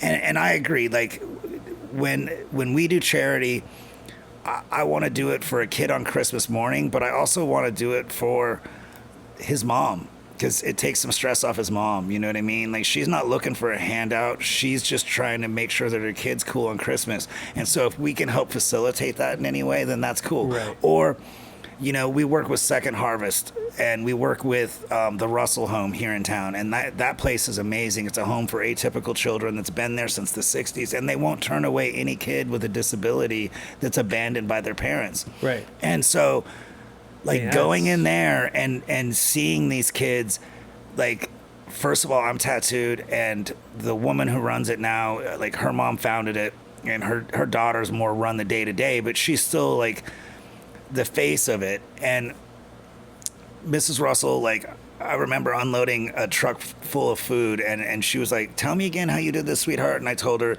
at that time we did like $20. It was like my answer to the $13 tattoo days. It was $20, and then you had to bring at least $20 worth of non-perishable food. And we'd sit here and tattoo from 10 till 4 in the morning. And we'd fill this whole half of the tattoo shop. We wouldn't even be able to do this interview because it would all just be canned goods. Right. And I would take that down, and we were unloading it. And she's like, sweetheart, how'd you do this? And I told her, and she's like, I really always thought tattoo people were not to be trusted, and you guys were scary and not good. And now I'm gonna have to rethink that. Yeah. There was a stigma, and I told her, I was like, I set out to feed these kids because I found it through other organizations I'm involved in, and that was my goal, right? Is to feed kids that. They're atypical kids. Like they aren't ever going to be able to achieve some of the things that normal people are going to. So they deserve to have a happy and well-fed life and to be taken care of. And these people are doing their part. And they told me, like, summertime's when they needed help the most. So we did it then. But if I can change this beautiful angel of an old lady who's second generation, whose kids are taking care of kids, if I could change her opinion on us, because if you pulled over to help her on the side of the road to change a tire, and I was completely tattooed, and she's too scared, and she gets back in her car, and then she's still stuck. But now she knows, like, hey, wait a minute, these tattoo guys are actually pretty cool. Because they're scary sometimes. We can be, but like some of the best people in the world are like fully tattooed. Well, they're just most misunderstood, right? Because of the prison. That's how it was back in the day. You were tattooed because you're in prison. You're a thug, low life. That's how it was back then. But I don't think it's ever really been like that. It was just the people that were low life. We're just getting tattoos. We're just getting tattoos. It just happened to be that way. And sometimes, like, maybe that'd be one of the things I would change in tattooing is I bring it back to more of the low lifes getting tattooed, not just everybody.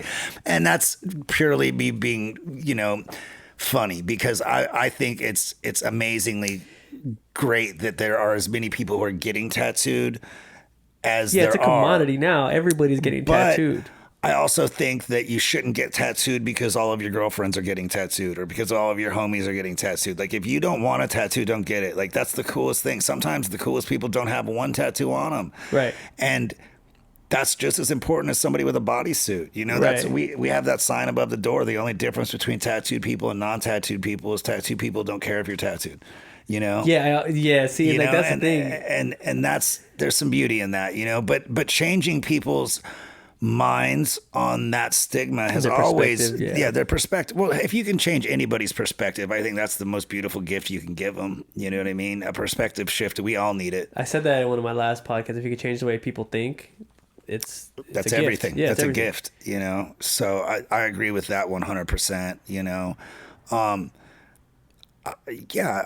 I think tattooing is right where it needs to be right now. It's going through some changes, and I think there's going to be some people who survive those changes and some people who don't. You know? Jackie Spillane was telling me that maybe in about 5 years, the curve will drop, and then you'll see all the new age tattooers just kind of... They'll move on, and Rollo Banks, Mike Malone, one of my favorite tattooers, always said, we need consistent hitters in this business. That's what we need. And you're always going to have people who do it for a while, and then they're going to go on and do laser light shows or do whatever the fuck else they do in their life. They were tattooing for a little while, and there's something respectable about that. Like to retire and go on and do something else because you don't really love this and you don't have the energy for it anymore is respectable. And I think more people should do that. Right. Yeah. But then that's the businessman and the tattooer in me who wants to, tattoo everybody that I can. So. Right. Yeah. Because everywhere you look, there's a tattoo shop. It's like McDonald's or Starbucks. It really is, and, for the regulation of tattooing, Florida's an interesting state, right? So like when I opened, you had to have an overseeing physician. You had to have a lot more things happening to open a tattoo shop. So there were less of them because not as many people would go through all that extra steps. Attainable. Now, okay, all you have to do is go on online test and you can open a shop. And now there's guys like opening tattoo shops where like they're promising kids like, give me $10,000, I'll teach you how to tattoo and I'll guarantee you a place to work. And then they put them to work for 6 months. They don't build a big enough social media following. They fire them. Now this kid's out 10 grand. Nobody with a reputation is going to hire him because they know. And this guy is going to that model's going to work for probably 3 to 5 years, and then people are going to realize like, wow, you're duping kids. You're taking advantage of people. And I'm saying it without saying names. They know who they are. Like if this is a business where you can be predatory. Yeah, like, life is that way. If you want to be a predator like that, you can. But fuck it, I'd rather be an apex predator that doesn't need to do that shit, and that's actually being a vulture, you know what I mean? Right. You're not being a predator, you're just fucking waiting for somebody to look injured or weak and then just attacking him and fucking taking advantage of it. You know? Right, I mean, that's it's not bad to be a vulture. No, I mean, there's their moments, it's a cutthroat world anyway, so you kind of have to be a vulture regardless, or you're gonna become the food. Right, yeah, that's true.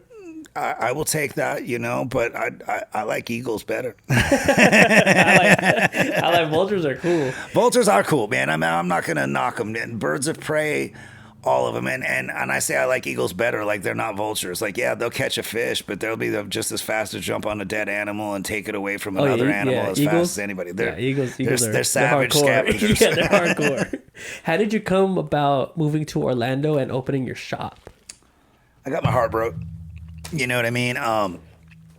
So that made me move from Seattle to as far away from where that heartbreak happened. Literally on the corner. Like I went from one corner to the other. And I was also in Seattle, which my first year in Seattle was like 94 days without a sun break. And Florida's the sunshine state. And I made a stop in Atlanta, Georgia, and worked for a gentleman who's no longer with us, Tony Olivas, who is an amazing black and gray tattoo artist. And I learned a lot from Tony. We traveled a lot together. And, like many relationships that are that intense, we had a little bit of a falling out, but I don't think we didn't hate each other. We just gave each other distance, And so when I left Atlanta, I had met the guys at Devotion Tattoo, Chad Chesko, who did the shirt you're wearing. I love this shirt. Chad's an animal. He's one of my favorite tattooers ever. He did my back piece. There's not a wall in this shop that doesn't have one of his paintings on it. Right. Chad, Lance McLeod, Mike Sykes, who I don't think Mike's tattooing anymore, but Mike, oh my God, man, like he just like one of the greatest fine artists. Chad's one of the greatest illustrators I've ever known. Mike was one of the greatest fine artists.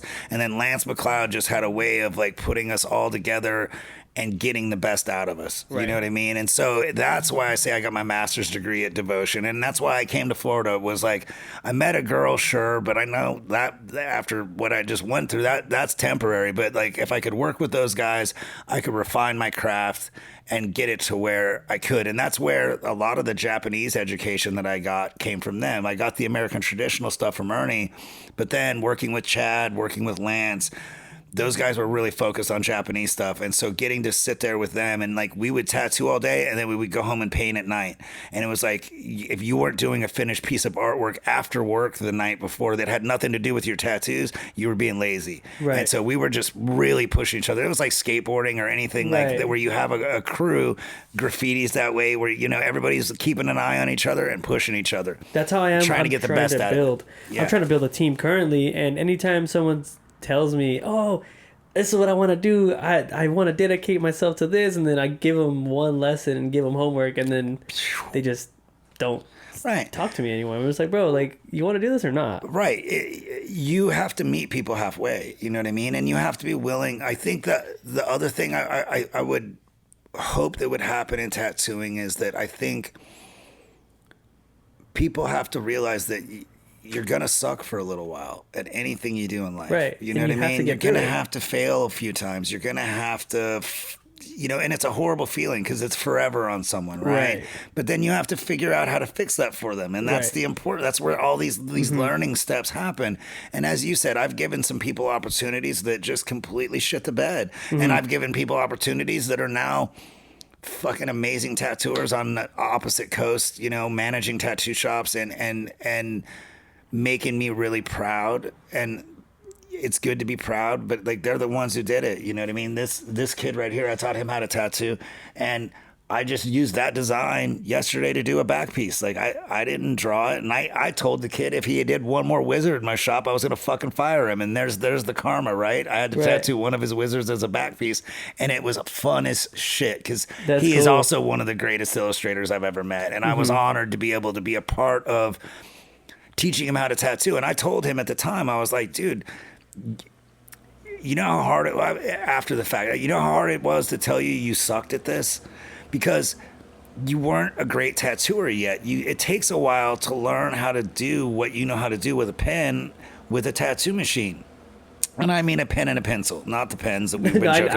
I know what you meant, but for them. But you know, like his illustrative style was so amazing and such a great illustrator that it was hard. Like it was almost, I felt like I was lying to him, being like, dude, you sucked. Like you did that wrong. He did it wrong as far as the laws of tattooing. And so once you teach him how to do that, and it takes 5 to 7 years of tattooing for you to actually do the artwork that you can do yourself. Right. To get your handle on the craft. Now, like we've talked about that curve. That curve's gone to shit because of the pens that, the aforementioned pens. They take that out. They lessen it for everybody because you can just plug and play. And again, the 1080 DPI printers, you know, like these stencils are all hand stencils. Like I hand drew all the stencils, and people don't do that anymore. Right. You know what I mean? They use machines to do that stuff. But to me, that's one more chance to draw the drawing and marry yourself to this design that you're going to put on somebody. So you're not sitting there thinking, and as I said before, wiping and thinking about what you're doing. And wiping is just a stalling technique in tattooing. Like you've been tattooed by me. I wipe you down after the line work. I wipe you down after the shading. And I wipe you down after the color. There's no reason to keep on fucking wiping on your skin. It fucks your skin up. That shit hurts. Yeah, it hurts. I don't like being wiped. No, I always tell people that the worst part of the tattoo is the wiping, except on my stomach. My stomach was the worst tattoo I've ever had in my life, and I had that was one of 2 tattoos that I've ever used numbing spray. Well, I used Bactine. Bactine's fair, man. Like we all have earned it enough. If you're as tattooed as we are, you've earned some Bactine. What do you think of the anesthesia tattooing nowadays? I think that it's fucking crazy, man. I mean, if you've got the money for it, great. But at the same time, like you might as well be in a car accident. Like they're not showing you that those guys have got to be on antibiotics. Your skin's your biggest organ, so you're doing all this damage to your biggest organ. So you're going to need antibiotics. They're going to need to be on pain meds because as soon as they come out of that, they're going to be in fucking shock. You know what I mean? Like there's no way your body's not going to go into shock for at least a day. And then healing that, like, come on. Like it's going to heal like shit. You're just doing too much at once. There's only so much you can do to a human body, and then you've got to stop. You know what I mean? I've seen the anesthesia tattoos, and people are just knocked out, and it's mind-blowing to me. Yeah. Because I think it takes away the experience of the tattoo 100%. Because you can't really feel it. We were saying earlier, you earn this shit. Yeah, you have to go through it, and I won't ask for a numbing spray or Bactine or anything unless I'm really going through it. If you're in it, it hurts, and that's the way I am. If it's gonna make it easier on my client, and it'll kind of in turn make it easier on me, okay. And there's some people. You get into your 6th sitting on your back and it's your lower back. I'll throw some numbing cream on there and let it sit for an hour so we can get you a couple hours of fucking relief because it doesn't completely take it away. But only if you've earned it. I'm not starting you off that way. Fuck no. You know what I mean? Dude, you got to get into it for a ways before you get me to be able to like not be kind, but like to. Because that stuff changes the composition of your skin. You know what I mean? Like, it changes what I'm doing. It can make my job. It makes it rubbery and bouncier. And, like, I'm trying to do my job. And it's making it harder, you know? Like, I don't give a fuck. Like, sorry, this stuff hurts. You knew that coming in the door. It hurts. And that's why, like, hopefully tattooers are better conversationalists. They're supposed to talk you through it, you know what I mean? And keep your mind off of it. This place is supposed to look like this so you can look around and keep your mind off of it. Right. But as things go on now with all the new FDA regulations, that I will not use something that you bring me as a numbing cream ever, because like I don't know where you got it, who made it. You know what I mean? I use stuff that I know that's tried and true.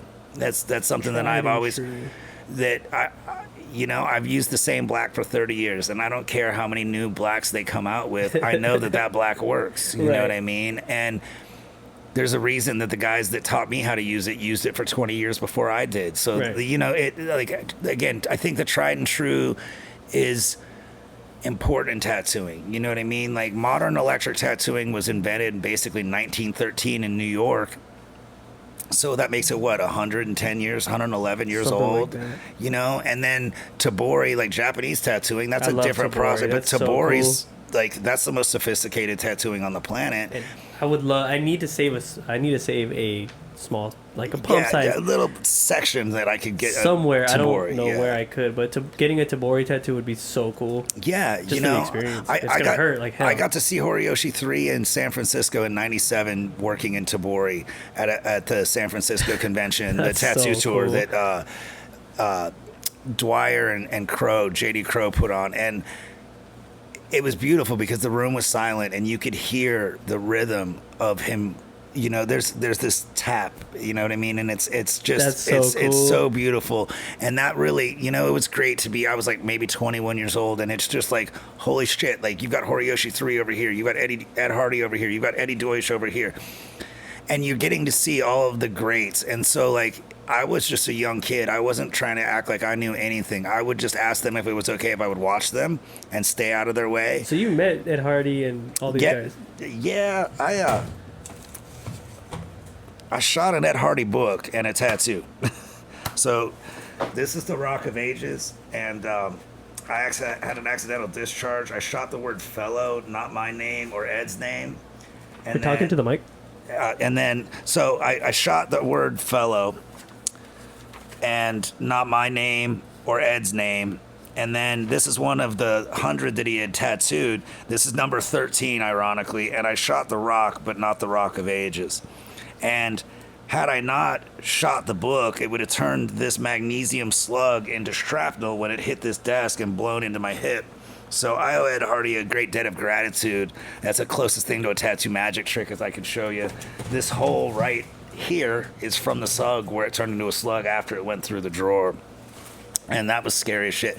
But I got to meet Ed Hardy in Tacoma, Washington in '99 when he was doing an art show in a museum with other artists there, and that was really beautiful. And I've gotten to meet him, if not meet him or get to know him, but like I've had my interactions with Ed, and they've always been beautiful. And if it's been done in tattooing, he already did it. Right. Yeah, I was gonna ask you any artists that gave you inspiration.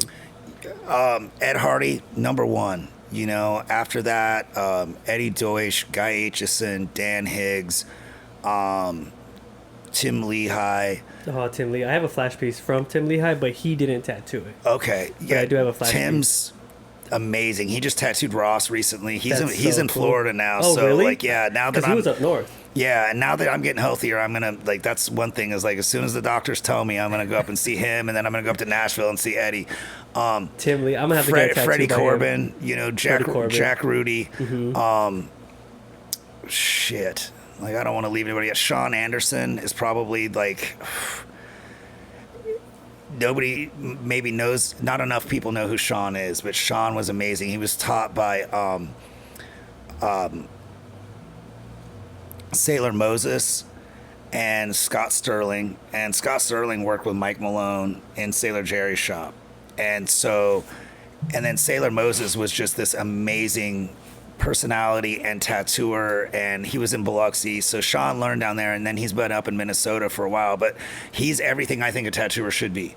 Like, he does a traditional tattoo or a Japanese tattoo, but he adds elements of actual art to it as well. So he's not impersonating anybody. He's 100% authentically himself, and one of the nicest guys you'll ever meet, and can do any fucking thing you want perfectly. It's amazing. Right. Like, he did this tattoo on me from a Sailor okay. Moses, from a stencil, That's from an sick. acetate stencil, you know. And Painless Paul did this guy in 12 minutes, you know. And then Z did this stuff up here. You know, we could spend all day. Like I spent a lot of time trying to go get tattooed by older tattooers Right. because they have more to offer. You know, I got tattooed by Bowery Stan when he was still alive, and at the time he was the oldest tattooer in America, and his dad opened the second tattoo That's shop in America, sick.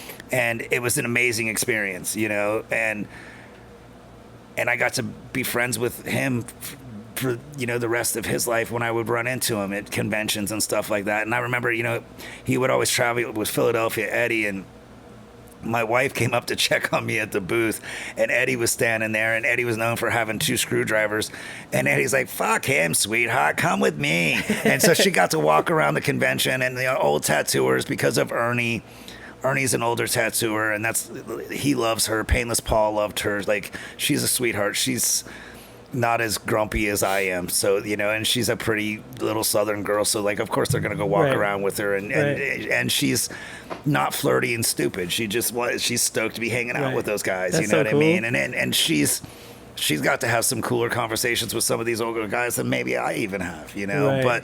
but for me, yeah, Stan, Brooklyn Blackie. Paul Rogers, of course, Sailor Jerry, of course, So many. Mike Malone, Chris Trevino, Jason Brooks, Freddie. What's his name? Freddie Corbin, Yeah. Tony Hundal.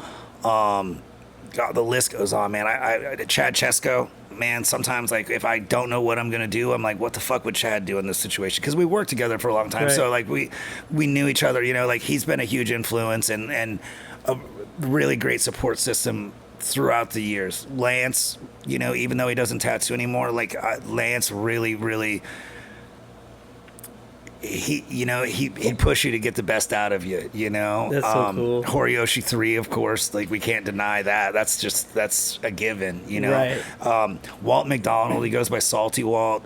That guy, he did my chest, and it was one of the most beautiful experiences. He owns a Lifetime Tattoo in Denver. His son Isaac is a fucking crusher. Mm-hmm. Like, he grew up in a tattoo shop. He destroys it. And he works with it's Snake River Tattoo. I'm forgetting his name right now, and I feel like an asshole. Bob Roberts was a huge influence. Leo Zioletta, you know, So many. you know, and The artists that nobody talks about. right, and it's unfortunate because these are the greats. These are the guys we should be studying. You know what I mean? And you know, I guess that's the other thing is like, you know, I would hope that these young kids will stop dumbing down traditional tattoos. Bob Roberts said that just because it's old doesn't mean it's good. I think Mike Right. Malone said that too. And he's like, you know, the reason I've never done a bad tattoo design is because I wouldn't do a dumb piece of art. You know Right. what I mean? Just because it was old didn't make it worthwhile. You Right. know what I mean? Like, it's still... Some of those old guys, like, I look up to them. I love them. I own some of their stuff as antiques, but I didn't necessarily want to tattoo like them. You know what I mean? Like, I've always tried to push myself to do the most dynamic, crazy tattoo I can, you know, which is why Ed's probably my favorite. You know what I Right, mean? right, Like right. that. Yeah, he never, ever stopped fucking pushing it, you know, Yeah, he's until sick. the, you know, very, and it's not at the end. Like, now, even with his painting, he's just like, fuck, just like it's the most versatile tattooer ever, and nobody thinks about Ed Hardy being a fine line tattooer that did black and gray tattooing, but he did. Right. He owned that shop before, you know, Jack got it. You That's know, so and sick. That's the old times. That's yeah, but you know. history. It was, you know, black and gray tattooing was one of the first styles invented in America other than traditional Americana. Like, when that came along, nobody was doing that. And so Ed dove headfirst into it because it was tattooing, and that's what he loved. Leo Zioletta, like, he brought, like, every tattooer owes that guy $10. At least every tattooer my age, because, like, fucking we paid our bills with tribal tattoos on jocks. And I'm going to say it that way just because that's the way it was back then. You know what I Right. mean? But, like, for real, like, he brought neo-tribalism into the American mindset. And that's why for years you saw tribal on everything Harley Davidson did. And, like, tattooing leaches over into other cultures. You know, Tim Lehigh, there's companies in Japan that just, like, they go to his Instagram and rip him off and, like, make shirts out of his art. And it's just atrocious, you know? And, like... I just got his book that he just put out on tigers, and it's just like, fuck, I thought I could draw a tiger. I got one right behind me, you know what I mean? And it's just like, but it gives you something to push it and aspire to be like, and try to push yourself. Yeah, I love Tim Lehigh's work. You know, like, it's so sick. Man, it'll make you feel lazy. You know what I mean? And I try to look up and pay attention to tattooers that make me feel lazy. And I try to work really hard. Like I try to, I take, today's technically my day off, but fuck it. If there's something that's productive for tattooing and it makes sense, then yeah, I came and I did. For the culture. Yeah. Well, and I did one before we came in, and it is good, hopefully good for the culture. And I hope that I have a unique perspective. You know what I mean? I'm not the top 5%, but I definitely am not the low 5%. You know what I mean? I'm in the top 20%, and that's cool with me. You know, I'm a above B average student. You know, and I'm okay with that. And I'm trying to give you an A and 100% and a home run every time. Like I try to give tattoos to people that they didn't think they could get. You know, and that's all about doing your homework. You know, and doing your due diligence and staying on your game and not getting so big your head doesn't fit in the door. Yeah. You know? What do you look for when you're hiring people? Are you looking to expand? Are you comfortable where you're at? Well, not comfortable, but do you like what you're doing now? Right now, with me and Ross and the amount of tattoo shops, I'm kind of cool with it. There's a young man who brought me some stuff that was really refreshing because it was not an iPad. He brought a portfolio. It wasn't all the same stuff. He was trying to draw some Japanese stuff. I haven't seen a young person come in and drawing Japanese stuff in forever. They're out there. They're out there, and that's beautiful to see. You know, I want to see people who, like you said, like if I give you a lesson and then you don't resent me for it and you don't like half-ass that lesson and then fucking go on and do nothing with it. You know, like I want people. The guys who made Cinderella and the first Disney movies, like their art director had a quote that I really love, and it's like, I want men who can draw to beat hell. You know what I mean? So like that's cool. The one thing I want. I want people who can draw. And that's what I told the young man who came in recently talking to me about it. It was like, okay, now I need to see your homework. It's cool to see all this stuff, but how did you get here? You know what I mean? Because like, and if I'm going to teach someone how to tattoo or I'm going to bring them on, then that's part of what we're doing is like, I'm going to have to teach you how to draw properly for a tattoo because there's a right and a wrong way. Right. You know, and lots of people are going to argue that these days because he's like, you do whatever you want and you can drive with your feet. That doesn't mean you should. You know what I mean? Like, so. I love that. But yeah, you know, I think expanding, I'd like to see maybe that tide shift and let all of these newer rock stars kind of see if they're gonna dissipate or what's gonna happen, because I don't want to pack a room full of artists just so they're making me a bunch of money. Like, you know, I'm quite happy working real hard to make my own money, and I'd like to make sure that Ross, he's been with me 14 years. He has 2 kids. I want to make sure that he's eating. He's been with you since you almost started. He's helped me pretty much build this shop. So to me, making sure that he can feed his family is more important than hiring another artist that might make me a couple bucks. Right. You know what I mean? I'd rather see that. And we've worked so well together. It's so rare that 2 guys can work in a space 400 square foot for 14 years and still love each other and give each other a hug at the end of the night and be like, I'll see you this, you know what I mean? Like, if I don't see you this weekend, I'll see you on Tuesday, you know. Ross is cool. I'm very blessed, you know, with that. So that makes it harder for everybody else that might get hired, you know. Like, you have seniority at that point. Yeah, seniority, and you've got to, you know, like you've got that as the base point, you know what I mean? Like if you're not going to bring something to the table that's really true and valid, and you don't really want to push the envelope of tattooing, then why would I pass the torch to you? You know what I mean? Like that's kind of been my philosophy. But if you've got the juice, like this kid right here who's managing a tattoo shop in Long Beach, man, like it would have been a disservice not to teach him how to do it right. You know what I mean? Like, because he was gonna, to me, he's one of my ways of giving back to tattooing, because he's younger than me. I'm not gonna be here forever, but I want to make sure that real tattooing survives. Right.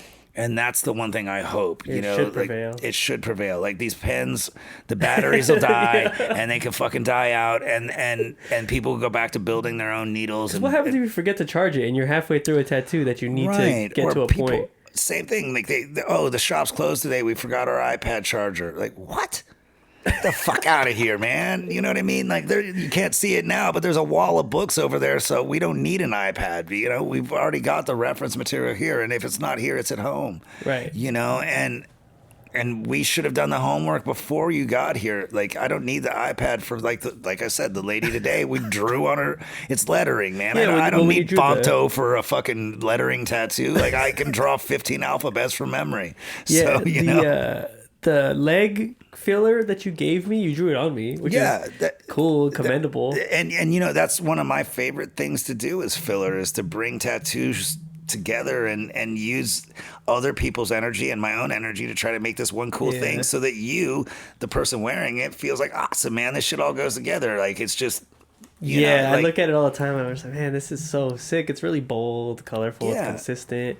It was done with the coil. Yes. You know, it's different. I'm lucky. Like I said, I'll use my shag built for some things, but I own a Scott Sterling Color King, and that's probably the best color coil machine money can buy, you know, in my opinion. Like other people can say what they want. And then I used the Ken Cameron liner. Like Ken's liner is just, both of them are unbelievable machine builders. You're not going to get a bad machine from either of them.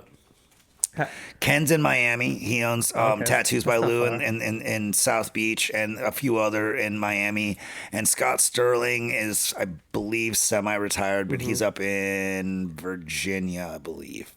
Somewhere. I'm right in the middle because I live in Charlotte, so that's about... Virginia's only like 5 hours. Well, if you know, have you heard of Annette LaRue? Annette alone, she owns Electromagnetic, and like usually if you can get a hold of Annette, she can put you in contact with Scott. But Scott, like, you know, he does his machine thing, and like, you know, he's worked with Mike Malone and Sailor Jerry's shop. He's worked with Sailor Moses. He's worked all over. He's built some of the best tattoo machines that exist on this planet today. That's you sick. Know, and I was lucky enough to get mine at the Inksmith and Rogers. Yeah, again, like we're in Florida, you got to bring them up. Mike Wilson, Jesus, like I just mentioned him earlier. That's like every tattooer should aspire to be like Mike. You know, like Mike Chambers is sick. Too. Mike Chambers is sick. Fucking Mike Roper. Like you're from New Mexico. I don't know if you ever heard of Mike Roper, but that dude's an animal, man. Like there was some tattooing down there. Grimy, you know, Grimy's sick. Amazing. Scott Sylvia, Jeff Rasher. Scott Sylvia, yes. You know, like the list goes on, and I'm thankful that like those guys have been kind when approached. You know what I mean, and just that they published their work, and I tried not to imitate it, maybe emulate it, and then make it your own, you know, lead by their example. But like, yeah, like Scott Sylvia, Ernie had this painting. He did this painting that was in a International Tattoo Artist magazine back in the day, and it was Relentless, and he gave it to Ernie Gosnow. And Ernie's my mentor. He's like my dad in tattooing. And I used to stand on Ernie's desk with like a fucking microscope, like just looking at this painting that Scott did, because it is fucking flawless, like every bit of it. And Scott's stuff is just insane. And like, he had Dan Higgs and Scott Sylvia and Scott Harrison and fucking Al Kemp and Ted Inman all on the same wall. So you have this whole history of tattooing from the 50s and 60s all the way up until that moment in the 90s where like you could really study that stuff. And so like I said, I'm really blessed, you know, like I got my bachelor's with Ernie, and then I got my master's with the Boys of Devotion, and I'm working on a PhD, you know, like I hope we all are, you know, like constantly learning, you know. And part of me wants to go back to school even though going back and taking art classes seems like it might be a redundant thing for somebody who's done something for 30 years, like how would it not benefit me? Right. You know what I mean? To go in and see. And then plus I'm the 50-year-old guy in the classroom, and like these young kids have something to offer, but then it's not like young kids that are just about tattooing. They're actually about art and seeing Right. where they're going. Because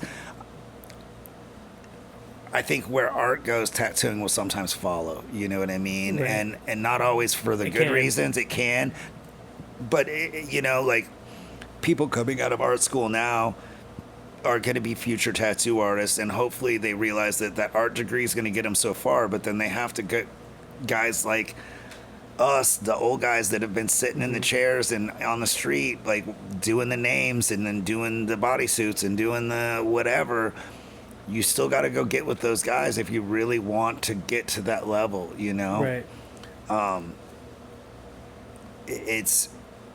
That's everything. Is just constantly pursuing a better version of yourself. And, that's something that I've really, for the last 5 years, I've really tried to hey, be a better version of yourself today than you were yesterday, Right. And tattooing's always kind of made you that way, but when you really actually focus your energy on that, then I think it really starts to change things. Right. That makes sense.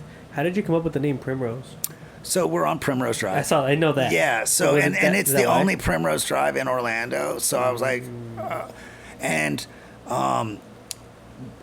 a few of my favorite shops were named after the streets they were on, and it just it was one of those things. So it's like you name them after a power animal or some kind of cool tricky name, or it doesn't have to be tough. Primrose, and also Primrose is a flower that grows where I'm from, out in Montana, that grows in the prairies, That's actually kind of cool. So it did have that as well, I'd love to do Bloody Iron Panthers or whatever, you know what I mean? But fuck, you're scaring off some people. Like Primrose, I think it leads you to where it's at. When people ask where you're at, you say I'm on Primrose, and then it's a flower, and then some people think it's a rose. It's not. It's it's a wildflower, but it's still a thing in nature. It doesn't have to be the power animal every time. Right. As much as I love doing them, you know what I mean? I've done as many roses as I have eagles and panthers. So yeah, eagles, traditional eagles are so sick. They're the coolest. The chest eagle's one of my favorite things to do. Say, chest eagles are so sick. And I'm known for doing a pretty good one. Right, when they're done right. And that requires research, you know what I mean? There's a Leroy Manu chest eagle stencil hanging up over there next to an Eddie Deutsch fucking half sleeve and chest plate. And again, that's a perfect example of the way Ernie's shop was, where you have modern tattooing and classic tattooing, and they're right there, and you can study both. And then right below it is Chad Chesko Flash that is 20 years old now, and still people walk up and want to get tattooed off of that. Most of the stuff on that wall over there is people that I've worked with or have worked here. And, I try to keep the shop where it's a nice mix of modern and classic, because I think it's important. No, like I said, I really, really, really, and I'm not just biased, but I appreciate when it. I walked in, I said, "Whoa!" If you love tattooing, then this place is a place that you would enjoy. Mm-hmm. I think it's got a little bit of everybody in it.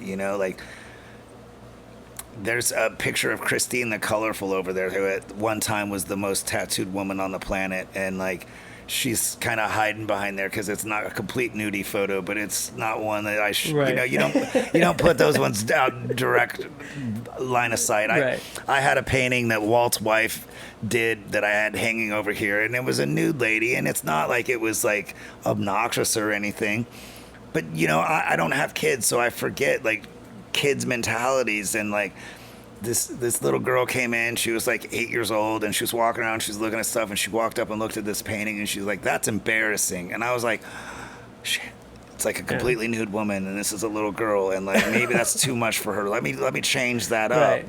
And then on the flip side of that is when I was at Go Skate Day doing Jim Phillips, odes to him with these bloody eyeballs and massive crazy stuff. Little girls are walking up and being like, "That's awesome," and I'm like, the last person I thought who would think a bloody eyeball was cool would be like a 7-year-old girl, but there she is. She's into skateboarding, and that's part of skateboarding is like this stuff, thrash stuff. So it was cool, you know. Like art is such a really neat thing, but I've tried to keep my tattoo shop where it's safe for everybody, and that little girl taught me a valuable lesson that day, and I was thankful for it because the painting is beautiful, and I just shifted where it was in the shop. It's still hanging, it's just not front and center where a little girl can feel upset about it, because I don't want anyone to feel upset or awkward or embarrassed, you know.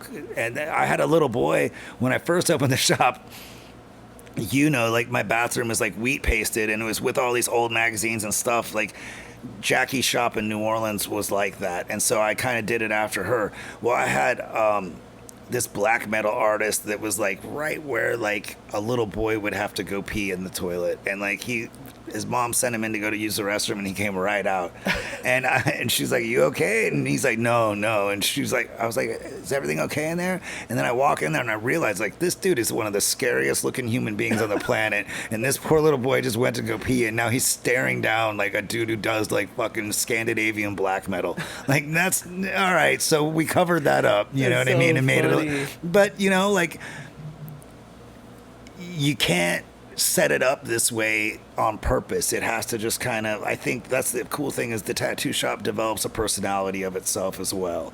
And so you let it, but then also you have to keep that personality in check. Sometimes, you know what I mean? It's thinking about naughty thoughts, and you have that out, and you got to go, oh shit, that's private thought. Put that back in over here, you know? And I, again, as I said, I want everyone to feel safe and comfortable as they should, because you're getting hurt in here. I mean, there still is pain involved. We talked about it earlier, and your vulnerability. And so we don't want people to feel anything but they're going to be safe and taken care of. You know what I mean? Like there's a sword right there. You could grab it and fucking chop somebody in half if you needed to, if they were fucking with you. And like, I let people know, you know what I mean? Because it's a tattoo shop. You never know. If someone's acting stupid, chop their arm off. I don't know. You know? Oh man. Thankfully that's never had to happen. Yeah, you know, I don't have any wood close by. I don't think. Yeah, I do. Knock on Richard's sign. Oh man, being that we only have a few months left into the rest of 2024, what are some of the goals you have going into 2025? I think to keep pushing what I've been doing this year. So this year I had like a goal to really do as many big, large-scale Japanese and Americana tattoos as I could. And so, like, that's always been something that's interesting to me.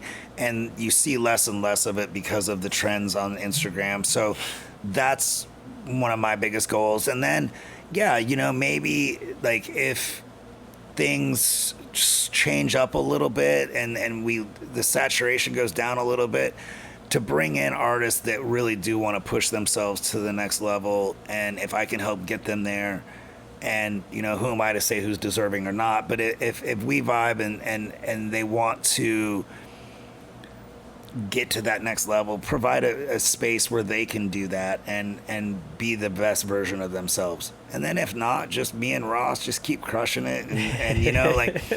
Tattooing's a weird thing where, like, you know, your head's down for a long time, and then you look up and 5 years has gone by, and you're like, holy shit, like, what the fuck happened? You know what I mean? That's crazy to think about. But it is, you know, your head's down, you're focused on other people's dreams and what their needs are, and I had to learn that in the last 5 years, where it's like, hey, man, you know, stop and think about what your needs are. You know what I mean? Because, like, I've been so focused on, like, what I need to do for you or what I need to do for Alexa, because she's, you know, getting a second generation bodysuit, and this is so important. Like, we got to make sure that it's fucking all, I put all my energy into that. Well, it's like, save some energy from yourself. And so maybe that too, like, I get my health a little, like, my health's gotten back to being better. So, like, yeah, getting in the gym more and yeah, advocate for the fitness. Advocate for some fitness, you know, like, I'm not getting any younger. So, like, we, you know, try to just be a better version of myself than I was this year, and this year's been a good year, so, like, well, hopefully next year will be even better. So. You know, it seems so, because we met about a year ago. Yeah, and I've seen, like I said, I just love your work, and dude, I appreciate it. I can't even really put it into words because it's not. I don't see this often, you know, like, and then only whenever I'm at conventions, I make it a point to go to the, because I can see it. I can look at a booth and just no, and just no. You do. And then I've seen just so many people get so frustrated and mad about the tattoo contest with like the flash contest, and they'll like put their drawing in there that they drew like 15 years ago, and then a flash piece will win. And they just get so hurt, like, oh, mine is better. Well, yeah, you're just better in terms of quality, I guess, because you took more time. But at the end of the day, flash is what is the foundation of tattooing. It is, you know, and I'm really proud. Ross and I have won awards for flash. We paint a lot of flash. I paint a little bit less now. I went back to like doing color pencil studies more, because like that's another thing that's very like a tattoo thing, like where we paint this one certain way where we paint flash, and then like we do color pencil studies because we're doing these big projects and it's easier to get it done that way. I like flash way more, so. and I do too, you know. My favorite sheet that I've ever painted is up there, and it's, you know, it's tattooable. There's a sheet of flash on the wall over here where everyone who's ever worked in here has done a tattoo off the sheet of flash that I painted in 2002. And it's like, what, it's 22 years old at this point, and like I've done every design on it. Ross has done almost every design on it, and everyone who's worked here has done at least one design off of it. And so to me, as you said, that's what flash is meant to be. It's meant to be this thing that like we all have things in common. And I think some people don't want to have the same tattoo as somebody else, but I think there's a kinship in that where it's like, man, that's really cool. You obviously have stuff in common, whether you know each other or not. You got the same tattoo. You have the same taste, you know? And so that's cool. And to be able to create a design that's sticks around for 20 years and people still pick it off the wall and go, man, I want that guy. That's what it's all about.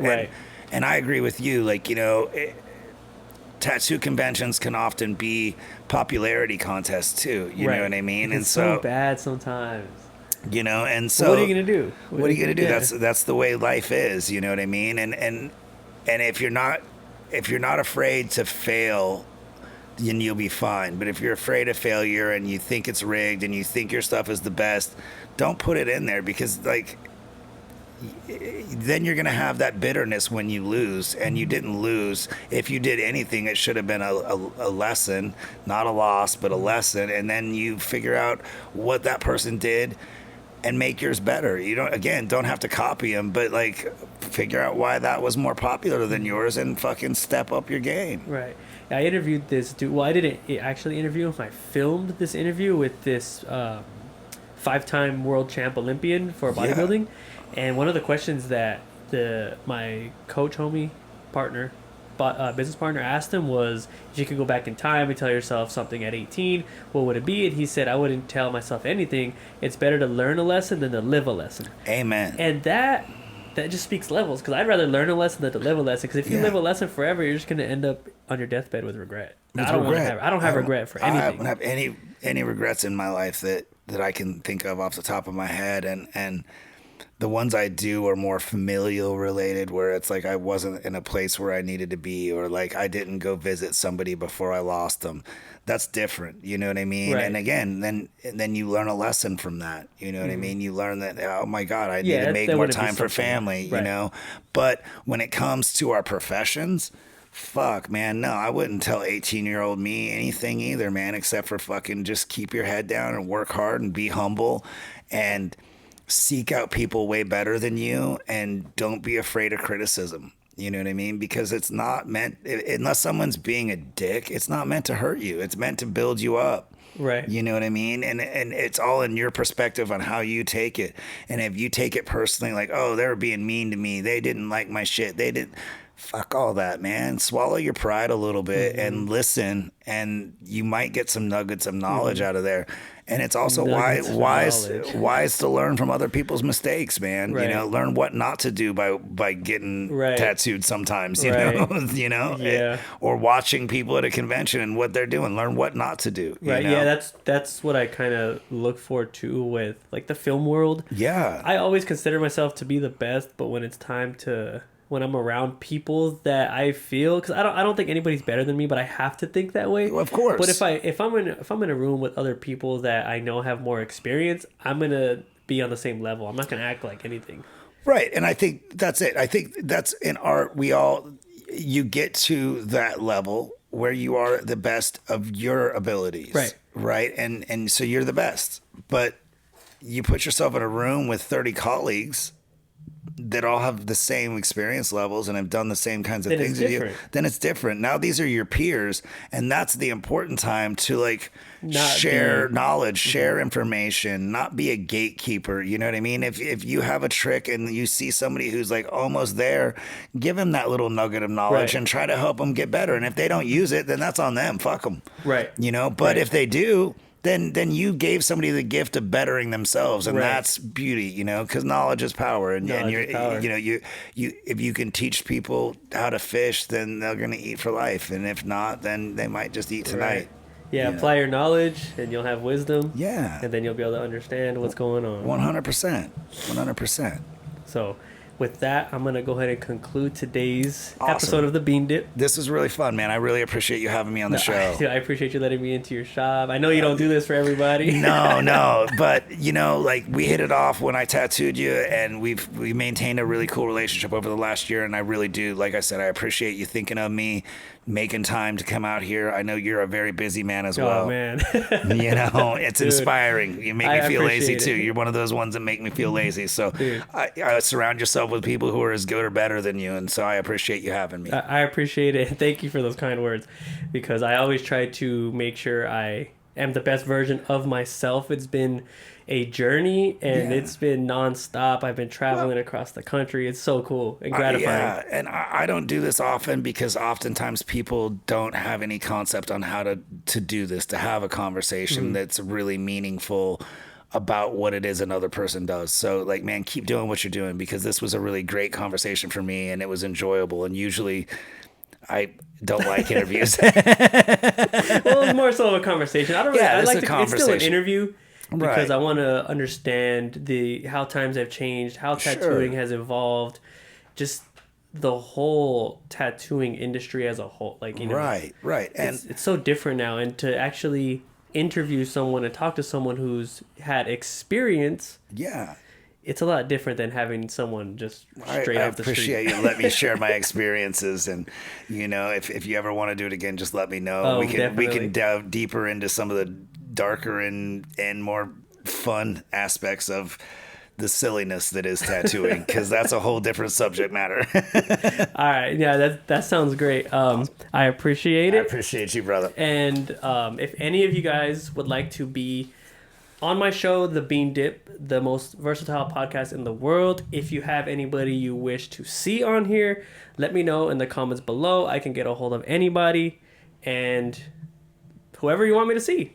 Don't matter. See this man. Sit in his chair. Sit in the chair with me, and just remember to like, share, and subscribe, and we'll see y'all next time on the next episode of The Bean Dip, the most versatile podcast in the world. That was awesome.